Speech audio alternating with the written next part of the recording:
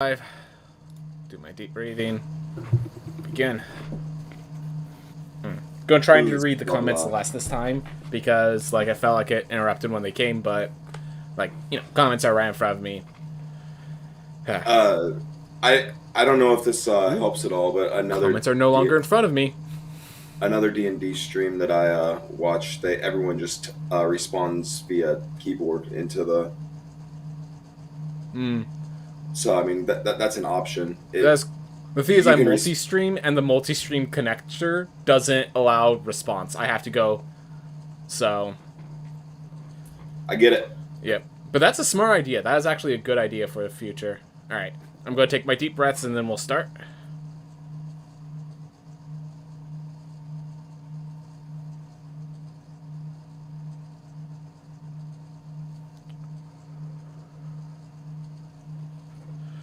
Whew. Hey everyone, and welcome back to our little Halloween session of Riftwind Explorers. Dealers all get dressed up. I got my own little costume, something I've had for a while, and it's not mandatory, but we just did what we could, sort of thing. Anyways, we move on back to the campaign. Let us begin by introducing everyone who they are. So first, Just Paranoid Things, if you'd like to introduce yourself a bit. Hi, I'm Just Paranoid Things. I am a variety streamer over at Just Paranoid Things. I'm playing a gnome wizard. If you can help, if I can get to my character sheet, because for some reason my brain is still locked into the divination variety. Everyone has. Yeah, don't worry. However. Hey, thanks, Taylor. But I am a control wizard. I focus on battlefield control rather than damage dealing. I will not be taking fireball in this game. Alright. I am Patient Tadpole. I'm the person who leads here. I'm generally known for my Rogue Legacy 2 stuff, though I've been trying to branch out to a lot of other things, and D&D is one of those things I want to branch out the most to. But, rough going, but doing my best. I am the Dungeon Master, so I will be the one playing all the enemies, the one telling the story, basically that the other two are working their way through. And trying not to die from. As it is a Halloween session, death is a thing that can definitely happen. By the way, thank you very much, Karrakin Style. Thank you very much. Alright. And lastly, T-Lore. I am T-Lore. I'm same boat as Tadpole, primarily known for Rogue Legacy and Stardew. I primarily do YouTube, but branching out into Twitch and other games. As you can see, I'm dressed as a pirate because my character is a pirate. Tends to be in the front, has an affinity for eating whatever is in front of him. That trait kind of got added on midway through the streams. And yeah, typical pirate. Oh, and I'm a dwarf. Halfling. You're a dwarf? Halfling. Yes, I was going to say, you're short, definitely, but you're not a dwarf. Yeah, not dwarf, sorry. This is halfling. actually a very big distinction in this system. Alright. Well, for last session, we actually moved through... We managed to get to the location where the haunted house is, but it was as they entered the gates that we ran out of time and I needed to move forward. You might notice we're starting a bit early. We are doing this so that we could hopefully get everything through in time. I have a lot of the thoughts going through. I do generally specialize in improv, so there's a certain point where I couldn't prepare too much, but we're going to work our way through. We have the session in mind. And let us begin the quest. So, really quick, do either of you two remember what the mission is for? What exactly you're trying to do? And I'm just interested in what you guys know, so I can refresh your guys' memories. To my memory, we left off. We were heading east towards west. It was either east towards west or west towards east. East towards Westgate. Yeah, yep. And you had just reached Westgate. Yeah, and we had a near TPK experience with a rather powerful necromancer of some sort with skeletons. A ghoul with a bunch of zombies. Yeah, we were in that little shack thing that we got dropped into from the portal. Human memory is funny. I could have Human memory is very funny. Yeah, I it's also it's thought very they were close. A skeletons. necromancer with skeletons, a ghoul with zombies, like very close. Anyways, their quest is to purge a spirit that has been haunting a manor that the guards have been locally supposed to protect. As you can guess, it seems that the protection's going a little south if they're calling in adventurers to take care of the mission for them. So, they just entered. As they got there, there seemed to be a large fire across the other side of the wall. Westgate is basically the first major defense of the western side of the world from the Stars Kingdom, who has effectively been declaring war on them. So, most of the war is happening just to the east of this gate. We also know Igden did some research that the people here, part of the way they've been fighting back, part of the strength that they have, is these people make demon packs, actually, around here. They've been... So, that's something that they haven't seen yet. They just got to the place. They have not seen any of the devils yet. Devil packs. My apologies. Demon packs and devil packs are very different. These are devil packs that they make. My apologies. But I don't mean to bog anything down. I have in my notes that they've been contracting devils and demons. Is that incorrect then? that is incorrect. Devils and demons would not work together. My apologies. Just devils. No That is problem. my Just wanna make mistake. sure I got it. Yeah, that was my mistake. Alright. So, they had just arrived and met the first guard, who, when they showed them the notes, the quest pamphlet that they had, seemed very nervous and told them to be cautious who they show, and simply let them in after that. Anyways, as you enter the city, the fire off to the side, you could start hearing the actual explosions and destruction happening across the gates.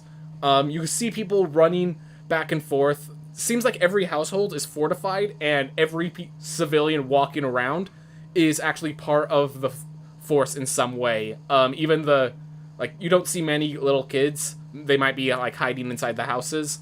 Every house has strong fortifications at the ceiling. There's some arrows broken into the houses. There's every once in a while a stray arrow might fly over, but the chances of it hitting you is slim to none because it's just the stray bolts. People are trying to get resources, reinforcements, and across the skies you can kind of actually see small imps and other lesser devils flying around with supplies, bringing them from one area to the next, generally heading towards the large gate over on the east side of the city. As you're doing this, there is one place that seems to be absent of all of this aggression.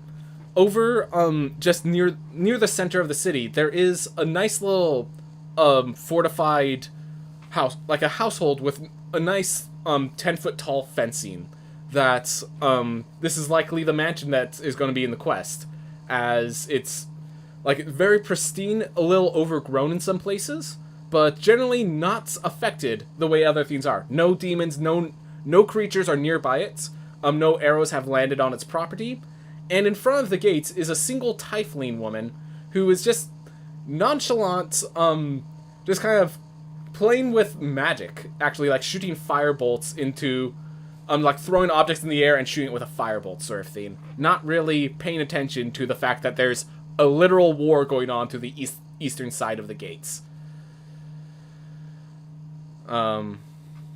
Beyond that, as I said, all the attention seems to be going to the gates, which is where the person told you your mission. The person who gave the mission is likely at.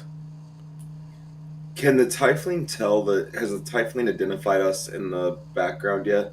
The tiefling is, you can easily walk up to them, but they are just nonchalant, not even paying attention, just leaning back. They then take a rock, throw in the air, blast it in the sky, almost causing as much, almost dealing as much damage as the random arrows, just for the fun of it. Okay. All right, I want to give you the whole thing that I want to do, but I want to from the background firebolt and beat the tiefling to the punch, and just I want to walk up and be like, that is as fun as it looks. Alright, so first I'm going to need to see an attack roll from you.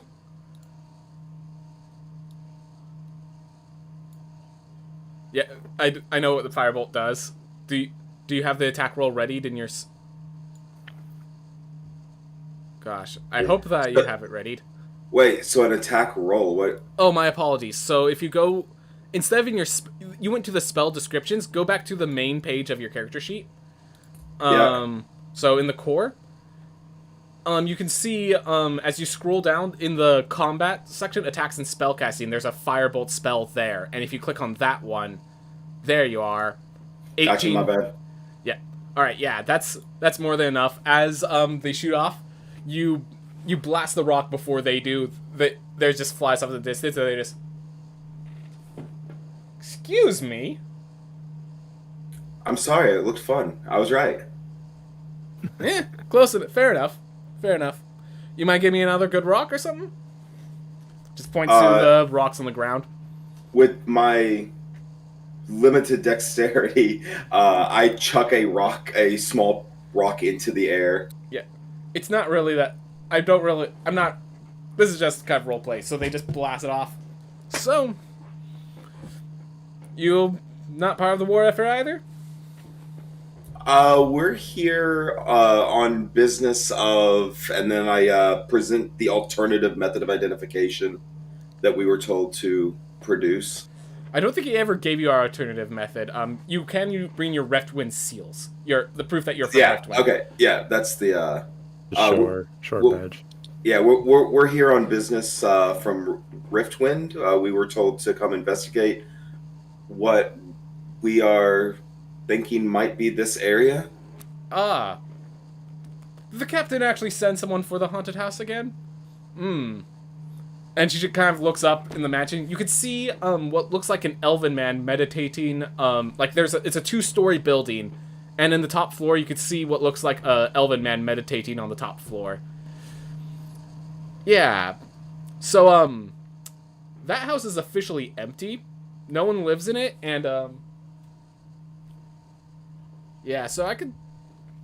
The tiefling is male or female? I female. Might have missed that. Miss, I can see that elf. Yeah, all of us can. It's not very cognizant. Not very hidden in its aspect. We went investigate it, and... Well... That's kind of what you're getting called in for. How about I just tell you where the captain is. He's probably up on the top gate. He can give you the rest of the briefing. I'll be here. You're going to be having to go inside, aren't you? Yeah. Most likely. Alright, I'll start getting the spell ready. She, looks kind of annoyed as she gets, stands all the way up, stretches, tries to, just starts practicing. You can see her starting to, prepare a ritual. Well, God works some days. Well, why don't you go talk to the captain? Make sure you know what you're doing. That sounds like a fantastic idea. You have fun with your little ritual on rock shooting. Never is. Magic doesn't work. As a spellcaster, can I identify the nature of what she's attempting to start casting? It looks like... So you can... She is starting at the very beginning. She's starting at the very beginning. Definitely, you can tell there's things for conjuration. Beyond that, not really. You can't tell this early on in a ritual. Right. I was specifically looking for the class because I was wondering if it was dismissal of abjuration was my specific worry. I had it immediately in my worry that, oh God, there's a spell up to protect us from them and not the other way around. Well, we'll get to that later. Anyways, as you guys make your way across the to the gates and to approach the guard, you do get a better view. There's a certain point where you actually have to climb up onto the walls you can see. I'm gonna say she points to the guard, and there is a person standing at the very center of the gates, just standing there firmly as everyone's panicking and running around. As you guys climb up to the gates, you could see the war on the other side, and by this point, the battle is basically almost over. There's just broken pieces of broken arrows, broken bodies.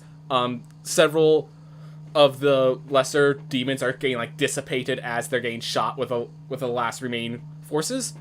And one of the things that's probably causing that big fire, there is a Igden, can you make a quick religion check for what kind of demon this is? Or devil, my apologies. Gotta keep that straight, they're all devils. No demons in this camp session. 17. So, you know this to be one of the high... I'm gonna say, at the very least, this is one of the higher classes of demons. This is called a pit fiend. That's kind of leading the charge. And the reason that there's all this fire is because one of its spells is Wall of Fire, and it's finishing off this fight as it's chucking fireballs at everything that remains. Like actual... Captain Gilbert, you don't see spells too often. There's literally a wall of fire just sitting in the desert as this guy's chucking giant balls of fire, like 20 feet in radius, just to, like, blast people 100 feet away. As he's just, like, doing all this destructive wrath. The thing's scarred up. It has a dozen arrows through its side and more that's been splintered off of it. It looks like basically that demon, that devil, is the reason this fight went the way it went. With some familiarity, I kind of stand behind, and like with my like hand in the kind of the small of his back. I'm like, you can talk to this one. That demon, that devil, is down on the battlefield. You guys are still on the gates. That's my bad. Yeah, no, that was my Don't worry. Yeah, no. I just want to introduce you to what's going on in the battle. You don't need to participate in this battle. Don't you worry. If we were talking to that, we're going home. Like that's. Yeah. Yep. Nope. Just to put in perspective, Gilbert, it could probably tell you this, that if that thing chucked a fireball your way, you probably just wake up in the afterlife. Like, it deals a lot of damage. Can't wait to fight that later in the campaign. Anyway, as you guys get up there, the man who's at the top, as the fight starts winding down, a pair of imps just land over and perch on his shoulders, and he starts, like, discussing sort of things, sends one of them off to the side, the imp flies off, sends another one over there. He's still commanding, but it seems like this one is actually the one leading a lot of the lesser devils. Just a normal human male, has enough armor and such to kind of hide his visage beyond just being a soldier of this area. Human. Let's go talk to this captain. Yep. He kind of looks down. We have a halfling and a gnome for this party, so...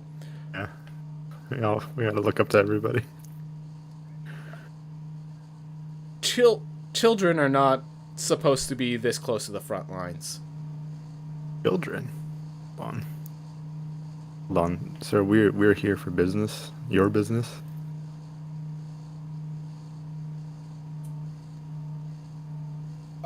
Showing the... I'm going to disregard previous advice and show him the actual... Quest slip? The quest slip.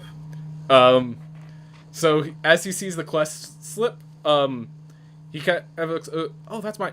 And just suddenly, like, his eyes just go wide open, and he just grabs his hand and just rips it out of your hand. And he takes the paper, rips the entire top half of the paper off. And, like, you see the imp near his shoulder kind of looking closely at, I saw the letter B! Letter B! And, he just is like, are either of you casters?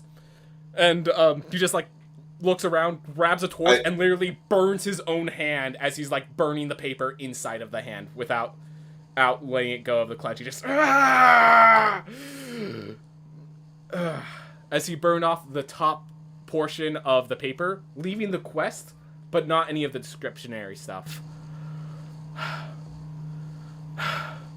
I'm really glad I have an eidetic memory.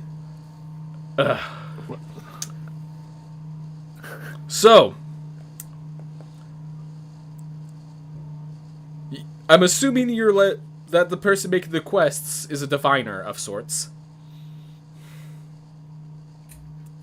Yes? Yes? Question mark?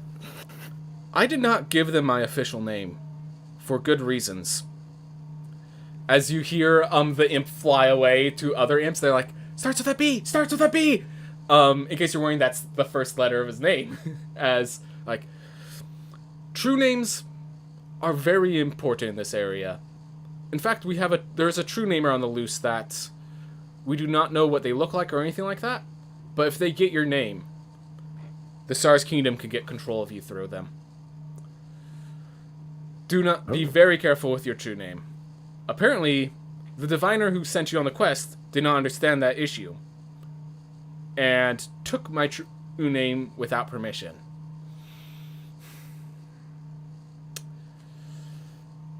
Do not let that name get out. Who I'm else just knows kidding. of it? I don't have an eidetic memory. I don't know what you're talking about. I've never seen your name before. B? What Who letter else is that? knows? To my knowledge, no one. I mean, out of game for a moment. Are we?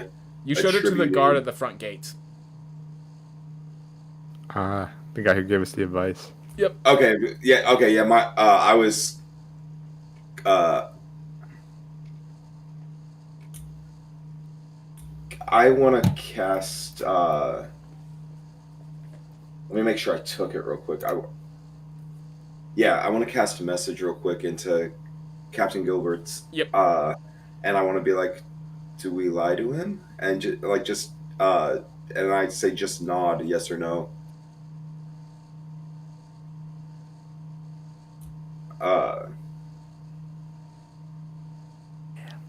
I just kind of raise both my hands and I say, no one to my memory. Good. All right. Let's get down. I need to explain the quest more thoroughly. Seems like the mission's done. As he looks over, the pit fiend walks towards the gate. As you can see, there's a large magical seal placed on the center of the gate, and as the pit fiend walks, it like opens up, and they walk through into whatever pit they came from. All right. If they're gone, the mission, our job here is done. Let us go downstairs. So, deeper in, you actually see there's actually like a mail room sort of theme where he has a lot of information, a bunch of imps flying around, and you hear them.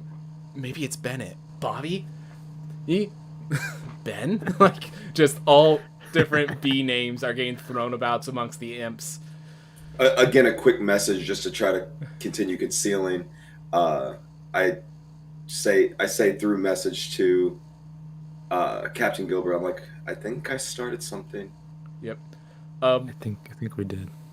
One of them actually whispers, is like, if you tell me the name, I will give you. And then he goes, servant, down! And he just like, the imp just drops to the ground. And he just like snaps his hand, and that imp just disintegrates.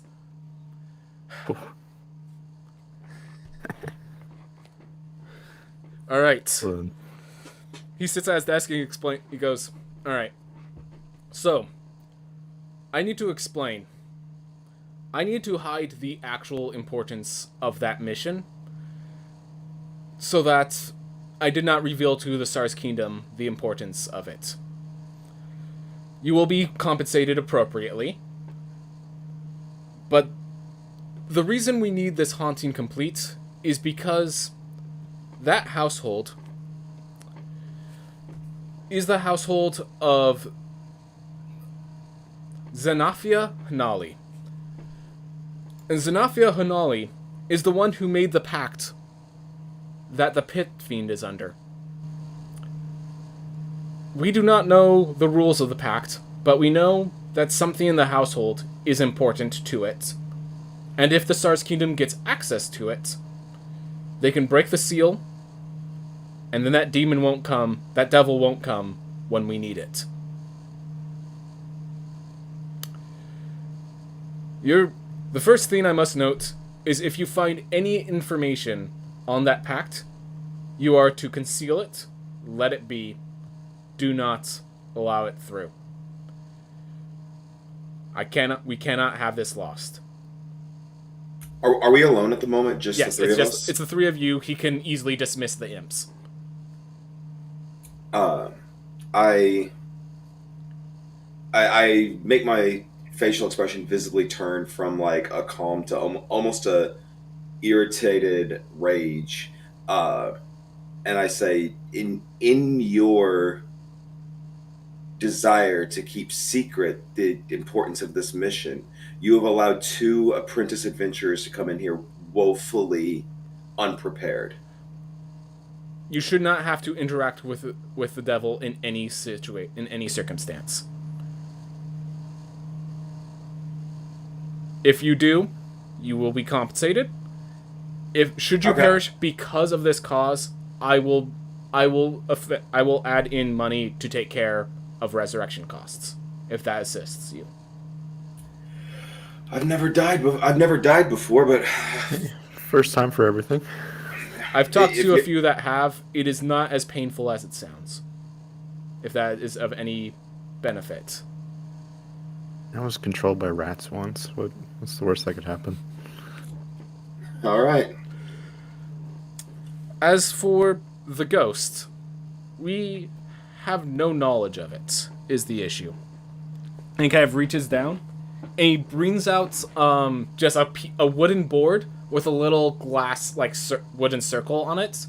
And the wooden board has, like, all the letters of the alphabet, a yes or no sign, and, like, the numbers 1 through 9.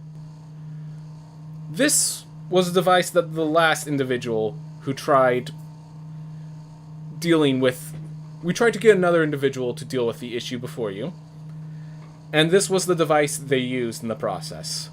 We thought we can hand it to you if it can assist you in dealing with whatever ghost or whatever else is in there. In case we're wrong, it's an Ouija board. Yeah. So, like, we completely recognize this as for what it is from our realm, or is this something completely new to us? Igden, you probably recognize it. Captain Gilbert probably doesn't have much experience with these things, but it's like, it's also kind of well known. What's this piece of wood? Yeah.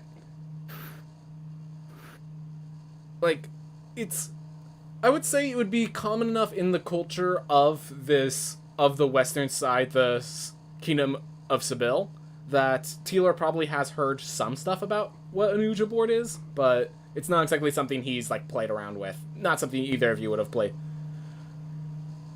Actually, Igden, because of your background, you've probably had to interact with this before, and it just never went anywhere. So, because of your background. I need just a moment. I am searching for my... I'm hopping into D&D Beyond to find my character traits. I need to double check something. Alright. May I ask what it's about? I might be able to answer it very quickly. Whether or not I would be willing to touch this thing. Oh, a personality trait. Yeah. I thought you were saying I'll mechanics. touch it. Piece of wood, I'll touch it. Yep. As you grab it, you do feel a sense of, like, magical ability. This is something that you can attune to and get abilities from.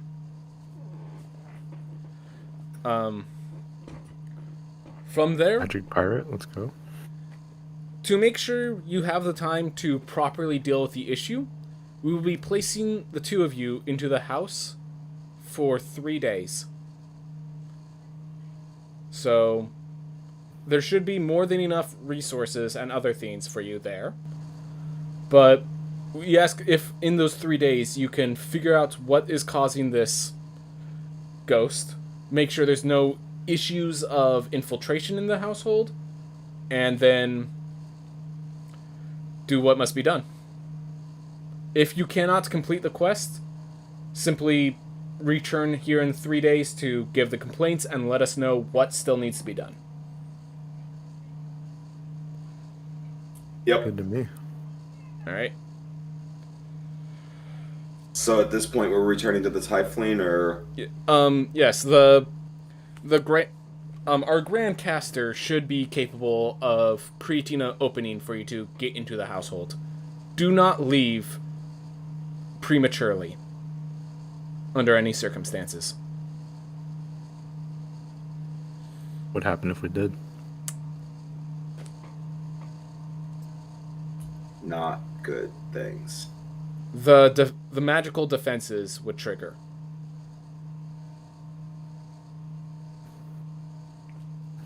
I'm gonna die. I don't want it to be like that, so You do we'll not. avoid that. If I'm gonna die, a ghost is gonna kill me. Damn it. Exactly. All right. Well, as you go, is there any other questions you wish to ask? How many people have you sent in there? That's an First, amazing question. The initial guards who were supposed to be there. The individual who left behind that board. And of course, the caster that's going to get you through the door has been there as well.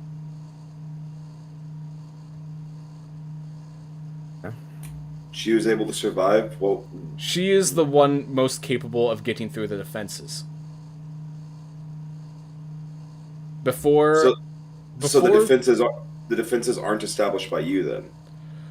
Hanali, Xenophia Hanali set up the defenses herself, and asked the Tiefling, gave only the Tiefling the secrets of how to get through the defenses.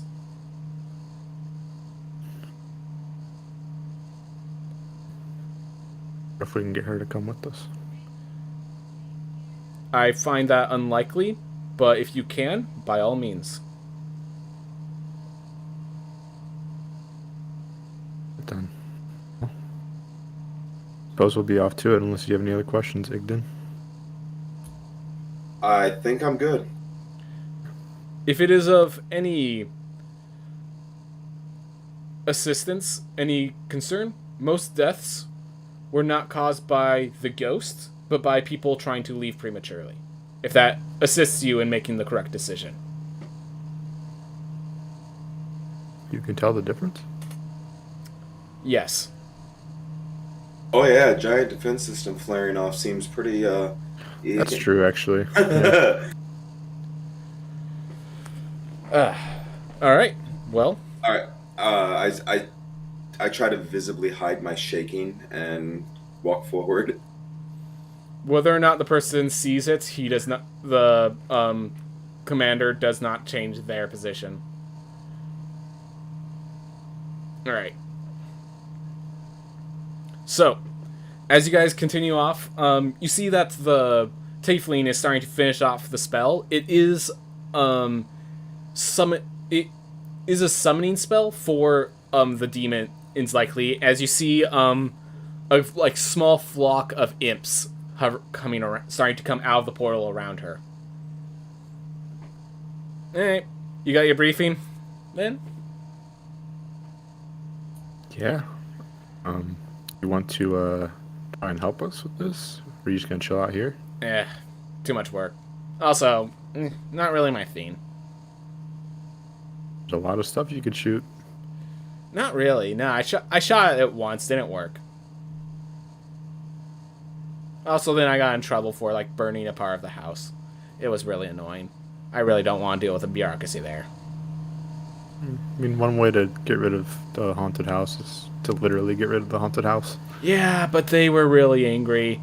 It's like, oh, if you get rid of the haunted house, it will also get rid of the contract. I don't know. I just don't want to be part of that. I say out loud. Also, Hanali's nice. There goes my first idea. Yeah. Also, Hanali's a nice girl. I do appreciate hanging out with her at times. She's friendly. Her old husband was a jerk, but that's beside the point. He's gone. What happened to him? Oh, he's part of the Stars Kingdom. So, apparently a lot of this, I don't know the story. You can, it's her story, not mine. All right. So I see a lot of imps. I don't see how we enter. Yeah, that. As you say, oh, well, these imps are kind of going to be your key, and you she shakes her head, and the imps start panicking. It's all right, well, these guys are going to make a little arch. You just run through the arch, through the door, and don't get left behind. Got it? Yeah. I guess. All right, start moving. And you just like out of game, I have a -1 to athletics. Let's go. yeah. So she just like pops open the doors, snaps her fingers, and the imps like fly forward, and you can see like the imps just like screaming and panicking as they're like forced by their contract to fly forward. She's like, "Stay right between them! Stay right between them!" Oh shit! They're actually just taking the bullets for us. As you guys get within 10 feet of the household, you start seeing would you like to make an Arcana check, Igden? I would be honored. Ah, you happen to know about this spell, Disintegrates. Uh-oh. As do you know much of, so as this imps start just getting absolutely vaporized by the abilities around them, you guys just grab the door, swing it open, and charge on through as the defenses, as you guys went through as like one of the beams nearly hits you, and it forcibly dives forward and takes the bullets, basically. As you guys get through the door, you just hear screaming, "Takes a while to summon them! Stay safe, have fun!" Can we get a moment of silence for the imps? Jeez. So yeah, I kind of look up at this giant, like, is it domed or is it just straight up to infinity? Yeah, I'm about to introduce the... Are we talking about the dome itself? So it's a dome. I'm trying to make sure this isn't just like it is a dome and not like a cylindrical straight up and down. It's... You... Just given the shape, you have an 18 Arcana, by given the shape of where it started triggering and stuff, you would assume if it might be a cylinder or a cube sort of shape. It is just a flat line. If it was more dome shape, you would have actually run into the beam before the imps around you. So, all right, yeah. So I look at Captain Gilbert. I'm just like, I think we're in here for 3 days. Yep. Yeah, all right. You're not scared of the dark or anything, are you? I'm not scared of the dark. I'm scared of what's in the dark. All right, let's see if this layout works out. Layer token layer. Oh, let's make it map layer. There we are. Oh, so, nice. Let me just move over so that the viewers can see. We're playing Clue. Whoa, what the heck? My stream... Okay. Stream go down? No, but for the last while, they were just looking at black screens. They were not looking at our faces. Oh, good. That's really unfortunate. Whew. Well, back. Hopefully that doesn't stick around for long. So let me just make this all visible so that you guys can interact with the map. I am about to show the top floor as well, just next to it, so you guys can move to the top floor when you need to. You'll also notice there is one, but I'm going to get to that description real fast.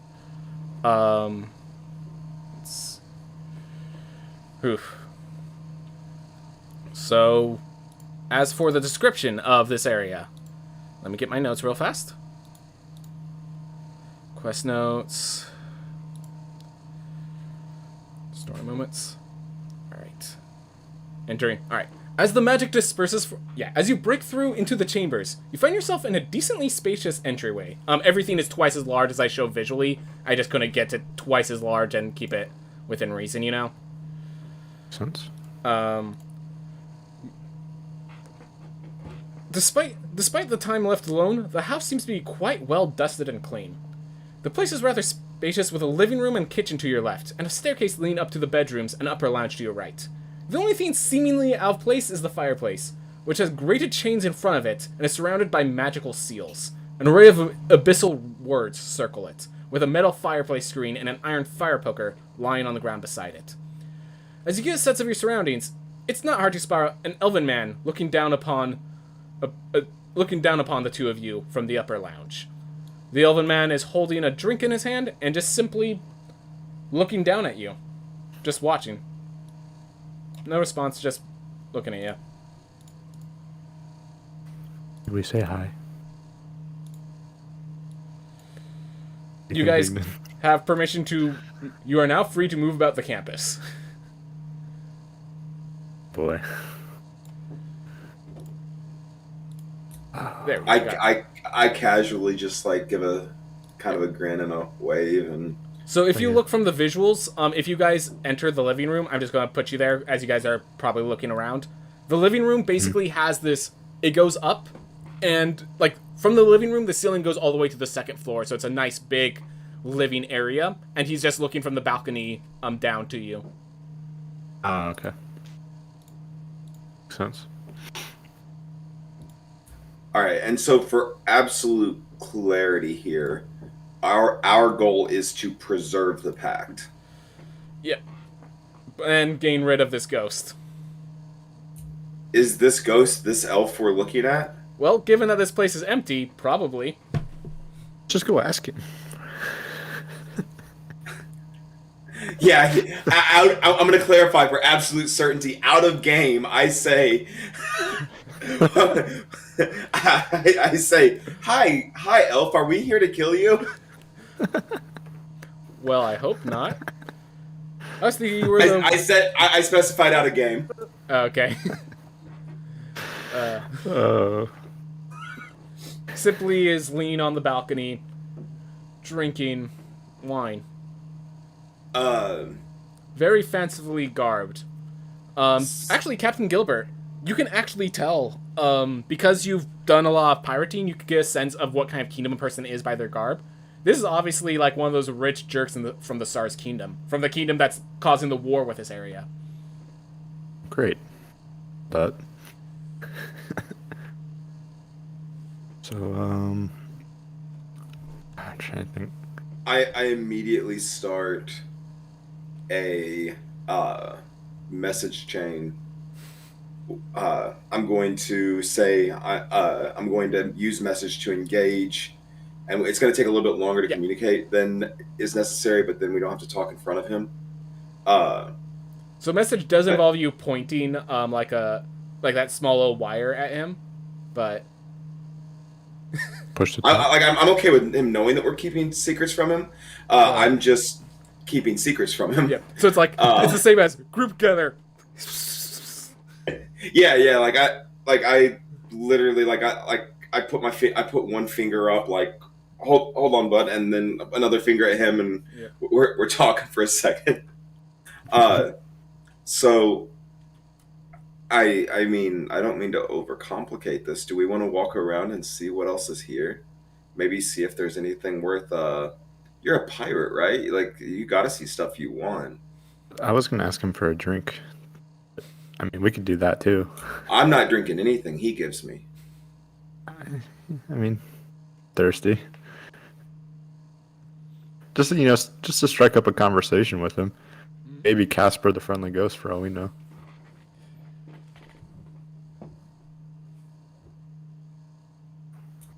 I'll let you start. Yeah. Let's go ahead and do that. All right. You finished deliberating, you two? Yeah. What are you drinking up there? Candleberry wine, specific, imported over from the Tsar's kingdom. Oh, never the honor of drinking that. You have any extras? The casket's over in the kitchen right now. Appreciate it. Thanks for being a great host. We're gonna take a look around. Go to the kitchen first. You are the two people here to fix the fireplace, right? Yeah. Good. Gets cold in the nights. The thing hasn't been heating properly. I can see you've got it knocked off a little bit. You can just move the grate with a little work. Okay. Do you have any firewood or anything? He kind of just points. There is wood already in the fireplace. It's just not lit. Well, great. I'm just double checking. It's just a standard policy for us fireplace repairers. There's more in the cabinet below, if you need it. I walk over to the fireplace and casually firebolt the wood. As you do, you see. So there are 9 seals encircling it. As you firebolt the wood, the fire actually disperses, and the second seal starts to fizzle away. Okay. Arcana to fit on the seal? Go ahead. You can also use detect magic and identify and stuff like that, but we'll start with an Arcana check if you'd like. Yeah, I guess I could do that at ritual speed. I don't really want to use. Yeah, no need to use spell slots right for those spells. All right. So, do you want to spend the time to identify it? Yeah. While he's while he's going to try this lovely beverage out, I'll spend the time casting identify. As the two of you do, Thurston's like, well, if you need anything, knock on the door. And he heads back towards, from what you can tell, is the master bedroom. And you hear the door shut as the person goes in. Well, investigate the fireplace. So, as far as I'm concerned, off to the side of what's happening with Identify, he has a physical substance to him. He can interact with objects, etc. I mean, you didn't see him interact, but you definitely heard the noise of him interacting. All right. Yep. So I'm just gonna wait for this Identify to go. Yep. Gilbert, as he said, the wine is on the counter. It seems like they did some work to clean it up.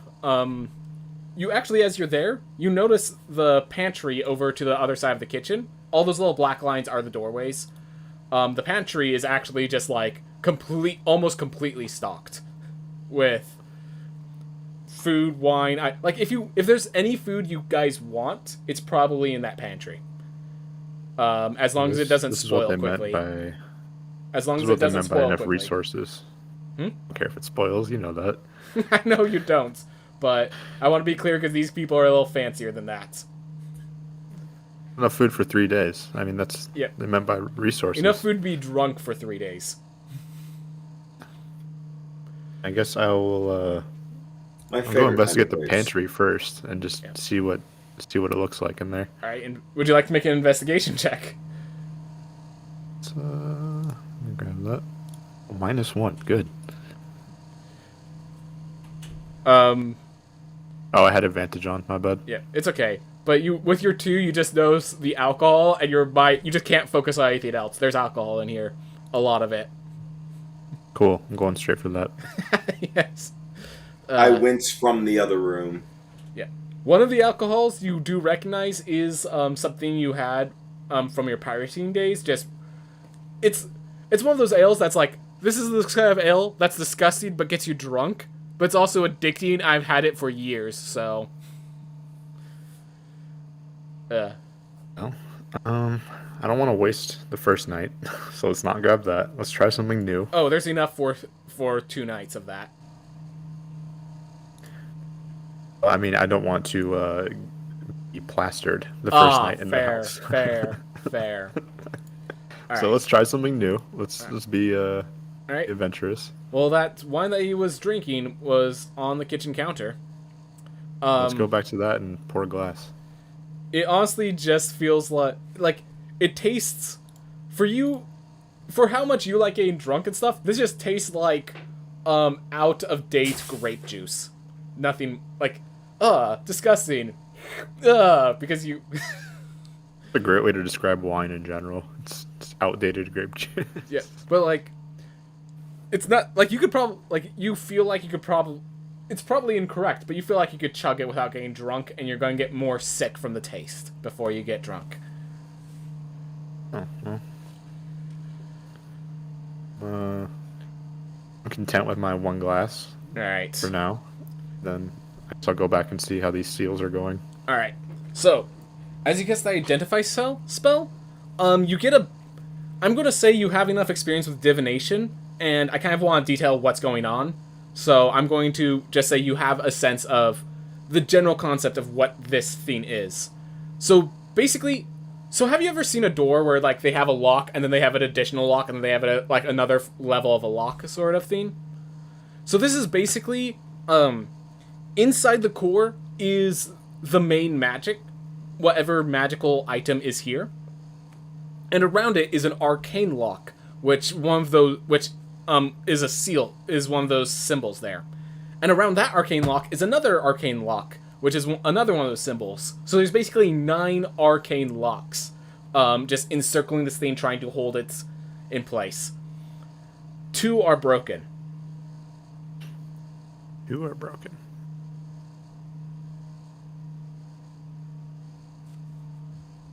Again, when you use Firebolt, that broke undid the one of the second seals, one. right? Want to just start throwing stuff at it and see what happens?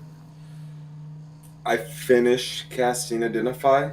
Yes, that was what you got from the identification. Okay. Sorry, I thought you were talking about something in the kitchen. Sorry, no. I get it now. No, that's the fireplace. Is that like so? In other words, it seems like once you break all the seals, the fireplace is going to cast some sort of spell that is going to you don't know. Like, unfortunately, you have to get through deeper into the seals to identify what the spell is. 1 deep breath, and I cast Firebolt On the fireplace, on the wood, on the wood in the exact same place. It dissipates, but no further of the seals break. So I turn on so each lock is triggered by a different thing. Okay. Well, how many different things do you have?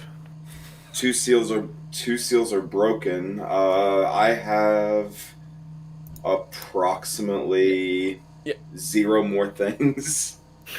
Good. Down though. 7 to go. 9, right? So yeah, there's 9, and just so you know, you have to break the first one to get access to the next one to get access to the next one. So, Now was the one seal was already broken when we got here, and then and we broke the second one. Hold up, I'm looking at my study stuff. Let's see. The first 2 were actually already broken. My apologies. Got it. So we broke the third 2. Hold up. Sorry, I'm looking at this. Nope, take your time. So I will tell you that is the solution to one of the seals, but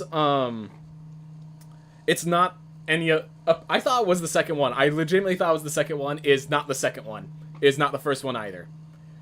So the first 2 seals are broken, and they're all. It's puzzle, and all it's the puzzle symbols time. are in Abyssal. If either of you have that language. I know English and a little bit of Spanish. That's about it. I don't think that counts for Abyssal. It does not. No. Or Infernal. My apologies. I keep making that mistake. Demons and devils are different objects. They're not people, they're objects. Stop treating them like objects. Demons are people too. I am now slapping myself in the face for not having taken comprehend language like I thought about. Could you imagine, just like, I'm just imagining Boge's side, demons are people too! Well, if you can't read it, just ask. Is that guy up there to come read it?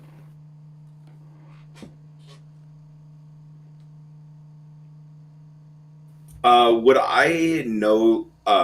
so you called them by name Arcane Locks. Would I then know, based on the Identify spell, exactly how Arcane Lock functions? So, I use the term Arcane Lock to describe it. I'm not talking... So, like, the Knock spell would break it, as it would any other Arcane Lock, but when I talk about Arcane Lock, I just mean magical seal protecting it. Okay. So it's not, it's not like something you could pick the lock of. It's something that has a sort of solution, and, yeah. Well done. You I do have a -1 intelligence. My -1 intelligence. Let me think of a strategy. I mean, you have access to the entire area. There is different places. There's more items in other places. There's the magic item I gave you. There is the... And worst case, there is the person you could talk to. You know? All of that. Could I just stab every seal with the ghost dagger I bought? So as you stab the first seal, it glows in such a way as if the ghost dagger would successfully break that seal that was already broken. Okay. So the stabbing with a ghost dagger actually is a working theme. As you stab the second one, no effect. Third one, no effect. And as you get to the fourth, it literally, like, you feel as if you're physically being pushed away from touching the seal. The third seal's protecting the fourth is protecting fifth. You cannot touch the seals physically. Got it. But I could try again. Yeah, once the third one goes, you can stab the fourth. Cool, wow. Right then. What's the dagger you have made out of?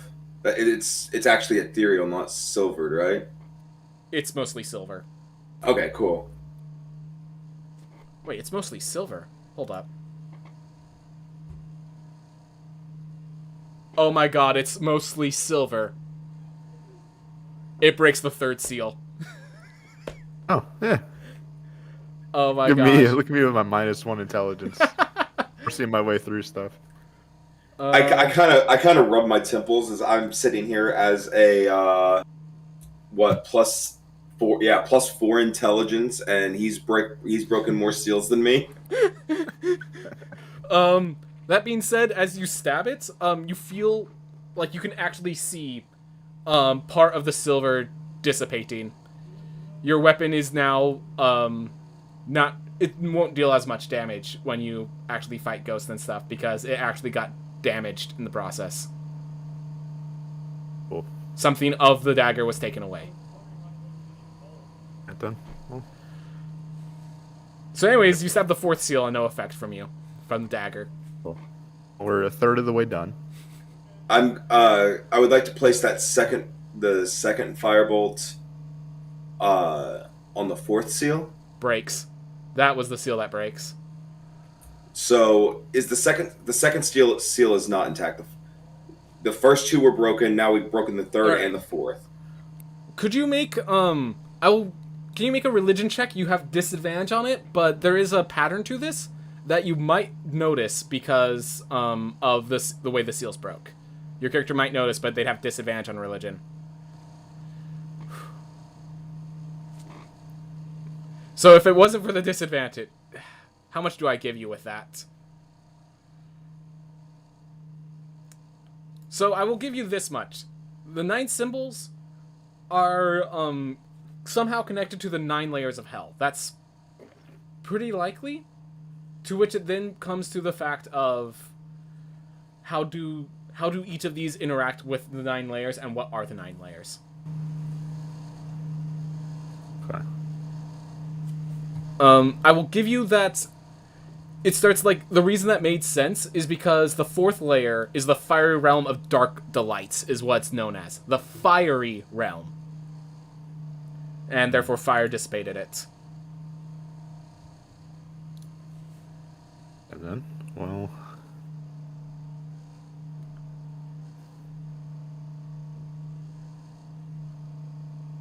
you are currently. I'm gonna very calmly walk upstairs, and I just want to kind of be like I kind of want to say like to our elven friend, hey, do you happen to know anything about the different layers of hell? We're kind of bored down here, and we have a little bit of a bet going on.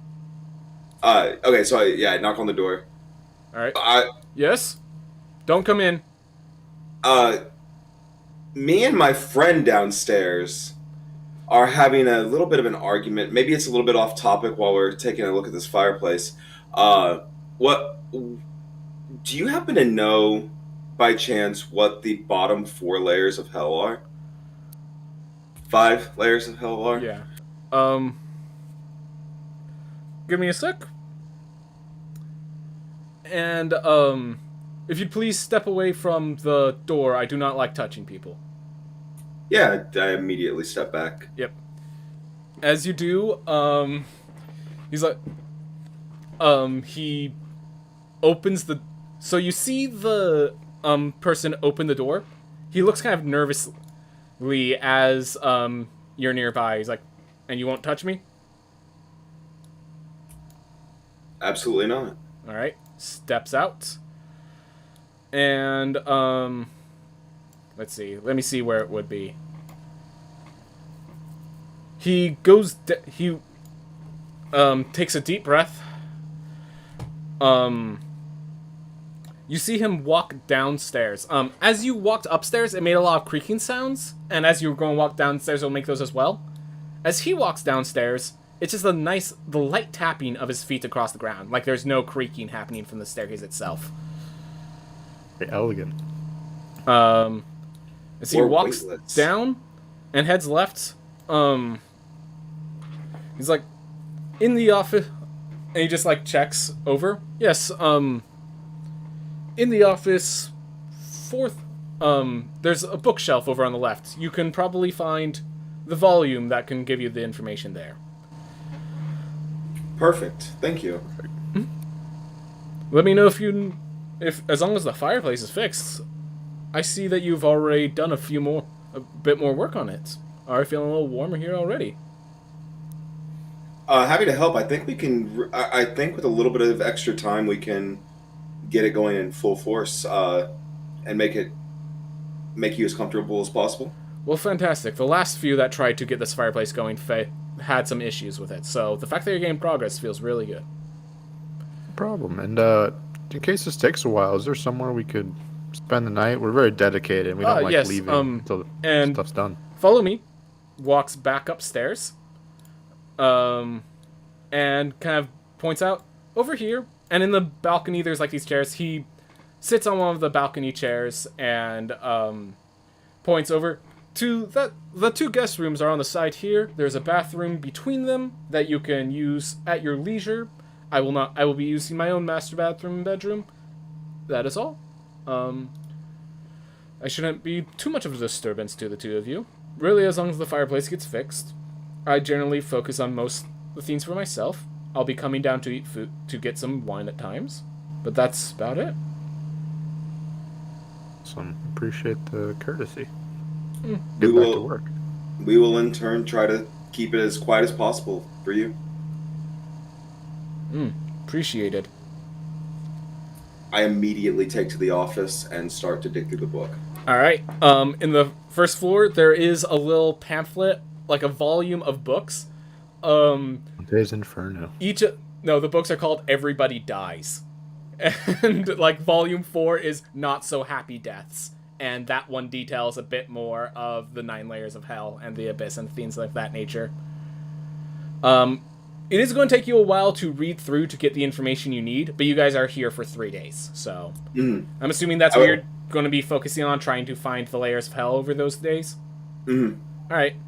Taylor, what are you doing with your time until, like, I'm probably going to be jumping to the next day sort of thing. Yeah, I obviously don't want to spend all 3 days just digging through this. You know, I'm saying that, like, we wake up in the morning, I'm going to give you more information. Yep. Before bed, as a last-ditch effort of frustration. Yeah, you guys have a few hours before bed. Okay, cool. Can I just, like, punch the 5th seal, just, like, out of frustration? Let's see. Let me look at the 5th seal before I tell you what the consequences. Let's see. 1, 2, 3... Okay. 1, 2, 3, 4, 5. Punching does not work. Cool. I like that you had to check, though. That's reassuring. Look, one of them actually would have broken with it, okay? I'm gonna keep trying. Don't try that on 9. I feel like that's going to... He said consequences, man. Yeah. Fun. Any other thoughts of what we could do? I'm reading to get more information about the puzzle. Read to get more information. Where in the household are you reading, if I may ask? I I'd have probably slipped to the guest room A or B. Probably B to stay quieter. All right. So as you enter guest room B, you notice this place is actually still covered with cobwebs and dust and all of that. And in the left corner of the room is a baby cradle that's empty. You chose the wrong room. There's a bed next to it, but this looks like it's a area for a child that so there's a cradle there. Like it's all set up for like a child to be in this room, but it's all this room's actually decayed, like as if no one's been here maintaining it for years. I all I can picture right now is the Luigi's Mansion room. Yes, that's kind of what I was going for. There's a nice little rocking chair for you to sit on next to the cradle. Gonna read the Ghost Baby stories. I'm just going to sit in the corner. All right, Ghost Baby. Here's the area you're not probably going to go to now that you're. Hey, Ghost Baby. Here's the 6th layer of hell. Hopefully you're not there right now.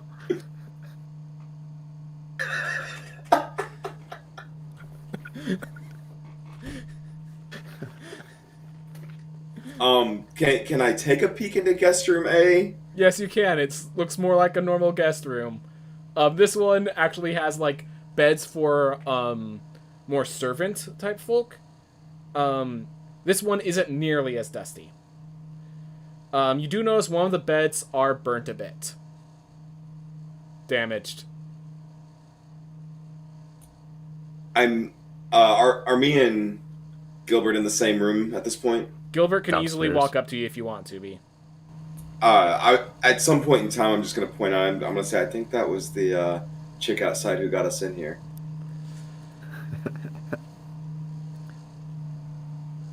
I mean, you're a gnome, right? Yes. Yep. And we could both go to B and you could sleep in the cradle. You're a halfling. We could too. I'm taller than you. By what? Like 2 inches?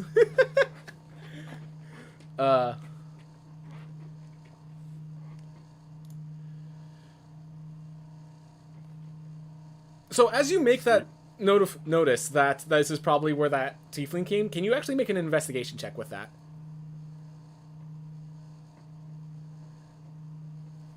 Woo! That was with disadvantage. Yeah, and that was still disadvantage, amazing. so I'm just gonna... That was fantastic, so I'm gonna give it to you that... As you kind of notice, this is where they burned it. You notice that there's a glistening sort of item where they did the scorch mark. Pulling it out, you actually find like an amulet of some sort. An amulet with like 2 demon horns sort of things. Just sitting there. It's made out of gold, and it's... It like when you look at the amulet, it looks like a specific person, but as you look over at the tiefling's still out there. You have a window, you can see them. It looks kind of like the tiefling themselves. Somewhere between reading the book over the course of the night, at whatever point, I am going to make my room. Where is it? There are words on the back of this amulet. I just need to find it. It's just Nija Vice. Nija Vice. Vice.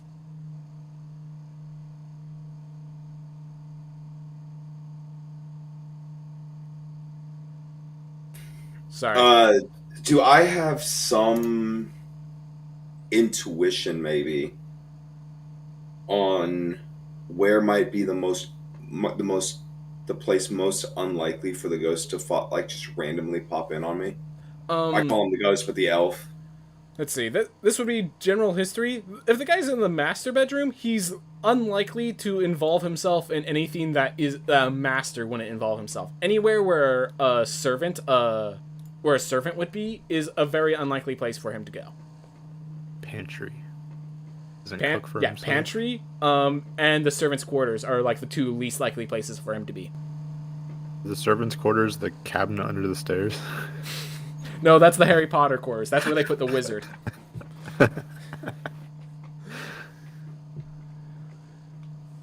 I'm gonna pop this into chat because I want to make. All right. Yeah. So yeah, Identify has verbal components. So in order to cast Identify on this amulet as discreetly as possible, at some point in time throughout the night, I'll make my way to the pantry to get food as well as cast Identify. Hold up, the visuals are messing up a bit. But you're gonna cast Identify? Yes, specifically in the pantry, basically as far away from the elf as possible. As far away, or in a place that he's not gonna... Oh, in the pantry, you said? Yes. Okay. Combining both distance and unlikelihood of him intruding.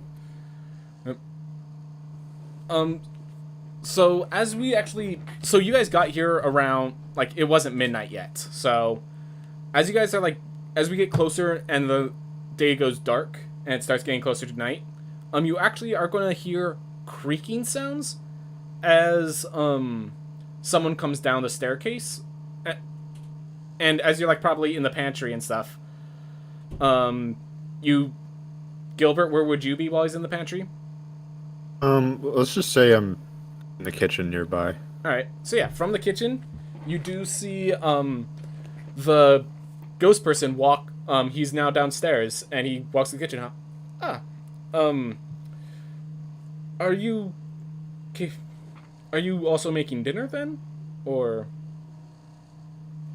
Yeah, I'm, just getting some stuff together. Got a bit hungry before bed. So. All right. If you can make something, I'd much appreciate it. The servants haven't been active recently, so. Where have servants been? I think they went with the wife. They went with the wife after she. It's a complicated story. Oh, no, don't worry. You don't have to dive into that. Yeah, what kind of food do you like? Well, let's see. And he kind of like pulls up, and you actually like he pulls out a piece of paper and like looks at there's a meal plan there, and he pulls out like the third page and actually has like detailed instructions of how to make like a sort of chicken broth stew sort of thing. It's like, if you're capable of making this, of course you can eat some as well. I would very much appreciate it. I will be waiting at the master's table. If you, as I said, you two have been effective. If you wish to sit with me and talk, I'd be happy to. But again, no touching. Of course. 6 feet. COVID. It's fine.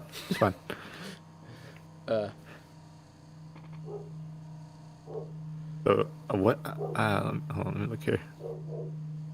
So, he just has try and follow ingredients. this recipe. So it would be a wisdom check it would just be a flat wisdom check if you guys don't have proficiency with cooking utensils, which I don't think either of you would. At this point in time, I'm still hiding. Yeah, you're still in the this pantry. spell off. I guess Chef Gilbert's gonna Yep. start working. Make sure to hit so that you have normal instead of advantage or disadvantage for your character sheet. Yeah, I'm on normal right now. Yeah, I Okay. fixed that immediately. That was my bad. Don't worry, said even it's with a disadvantage, you did wisdom well. check? What's up? As a wisdom check? Just flat wisdom. Hit the wisdom button. Got it. Woo! Beautiful meal.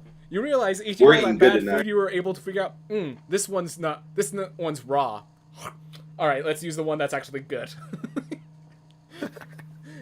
Turns out, despite being able to just do garbage taste yourself, you are actually very capable of making things of higher quality. Makes you have very good hopes for your future rock candy. I cannot wait for that. Oh my gosh. It's going to be actual rocks. You don't know. Alright, just Paranoid Theme knows nothing about it right now. No, I'm in the dark. Oh, that's gonna be Yeah. great. It's a whole thing. But yeah, you managed to prepare a delicious meal that even the person, wow, compliments. This is one of the greater ones. You do also recognize that he was drinking the wine that you don't like. You gave to him so that he could have his own drinks. During this time, you were able to identify the amulet. And you realize what it is it's a summoning... This is actually how... This is your introduction to demon-like summoning stuff. That knowing the true name of the demon is how you get, like, power over it. This amulet thing is an amulet of control over a demon. Like, if you ever get the summon other entities sort of stuff, you can literally use this amulet to summon the specific demon called by this and have full control the way that these guys have controls over them. We have the letter B. We know it starts with a B. I know. I have a eidetic memory in the game. I know the full name. Yeah, you know the full name, and with this, you can prove that you have... So basically what would happen is this is something that if a demon fails to meet a contract, or in some way fails, they would have to give this theme to the entity they made the contract with, and with this item, they could have full control over the demon. Might come in handy. And I could reason that the words I'll scribble on the back are the name of a specific. That's how you would know the name. Yes. Yeah. All right. Now you don't know what this demon is, or even like.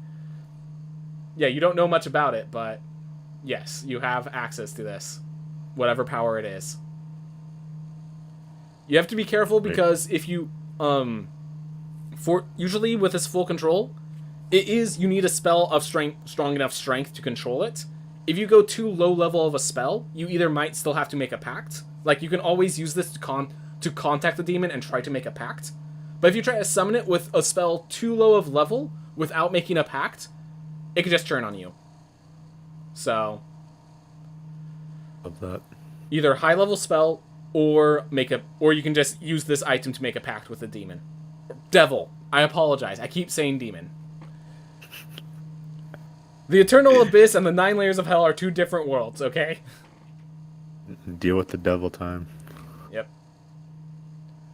All right, I'm going to like try to as smoothly as possible slip out of the pantry, hopefully having completely concealed the amulet. Easily tucked in your equipment. Yeah, and I'm just going to claim having helped on this wonderful meal from the pantry. Well done, you two. I really appreciate it. So how much do you even know about the story of what happened here? You got a great meal. Might as well tell stories while we're talking. We know woefully little about this place. That has a fireplace. It looks beautiful, but... Has a fireplace. Alright. Hold up, let me shrink that down so I could pull up the characters. So, Xenafia. Xenafia Hanali was the original owner of this household. She had some things. She made sure to take care of some things here. She took the Hanali name from me, of course. But while we were in love, there were some issues at the time. With that, I came back to see how things were going, and it seems she is absent. I'm waiting around for her, and the fireplace has been broken, so I sent someone to fix it, and you guys came, so seems that at least things are getting sent out. But, nonetheless, it seems like we were strained. She delved into things that were far too dark than I expected for the kingdom. I still love her, but there's always the question of what she would sacrifice for what she believes is worth protecting. And there was much disagreement as to how far she would go. I believe she went too far. I'm sorry to hear that. Sounds like you really cared about her. Can you make an insight check on that, actually? Oh. Both of us are just him. Yeah, both of you. As long as you're listening in, you can make the... Oh, wait, I can reroll, right? If you want to spend your inspiration. But if you spend your inspiration, you need to explain why you'd be able to really understand a person. I thought lucky. 'Cause I have a lucky trait. Oh, you have I can lucky. It's a reroll. nat 1. You're correct. Yes, you get a reroll. My apologies. You're halfling. And halflings are Oh. Let's go! The best Oh my possible God. reroll. Nat 1? No, nat 20. Get me. Oh my gosh. Oh, that's good. That's good. So that's the thing. It's just like, so it starts with a nat 1 of, I'm so sorry. I could tell you really care about her. And then you just kind of, as you say that, you look into his eyes and realize that he's telling this less as his story and more of a story he's heard. The person seems to, like, as he's saying this, he seems to have no connection to the story he just told at all. He was telling the truth, but it doesn't seem like it's his story, the way he says it. I'm sitting there, I'm sitting over here almost tearing up. I'm sad for the guy. Yep. And there's the obvious, he has an obvious kind of look in his eyes, the way you had when you told the rock candy merchant that this is garbage and you should just give me some because of how offended I am. Similar kind of glint in his eyes while he does this.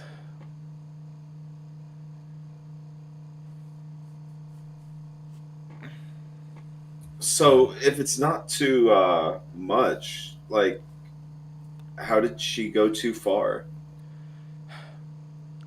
I do not know the nature of her contract. But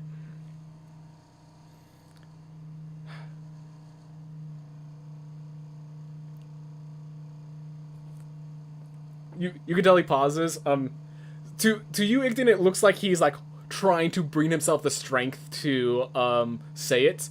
To Gilbert, you realize he's like trying to remember what in the world he knows about this contract. He's just trying to remember the whole story.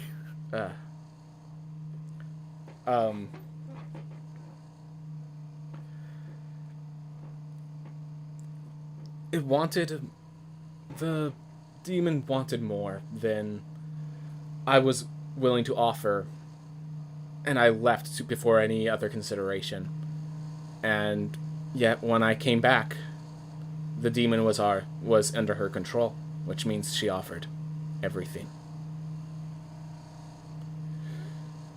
But not her own soul. Everything else that she could. Kicked in the baby cradle. You say that in game?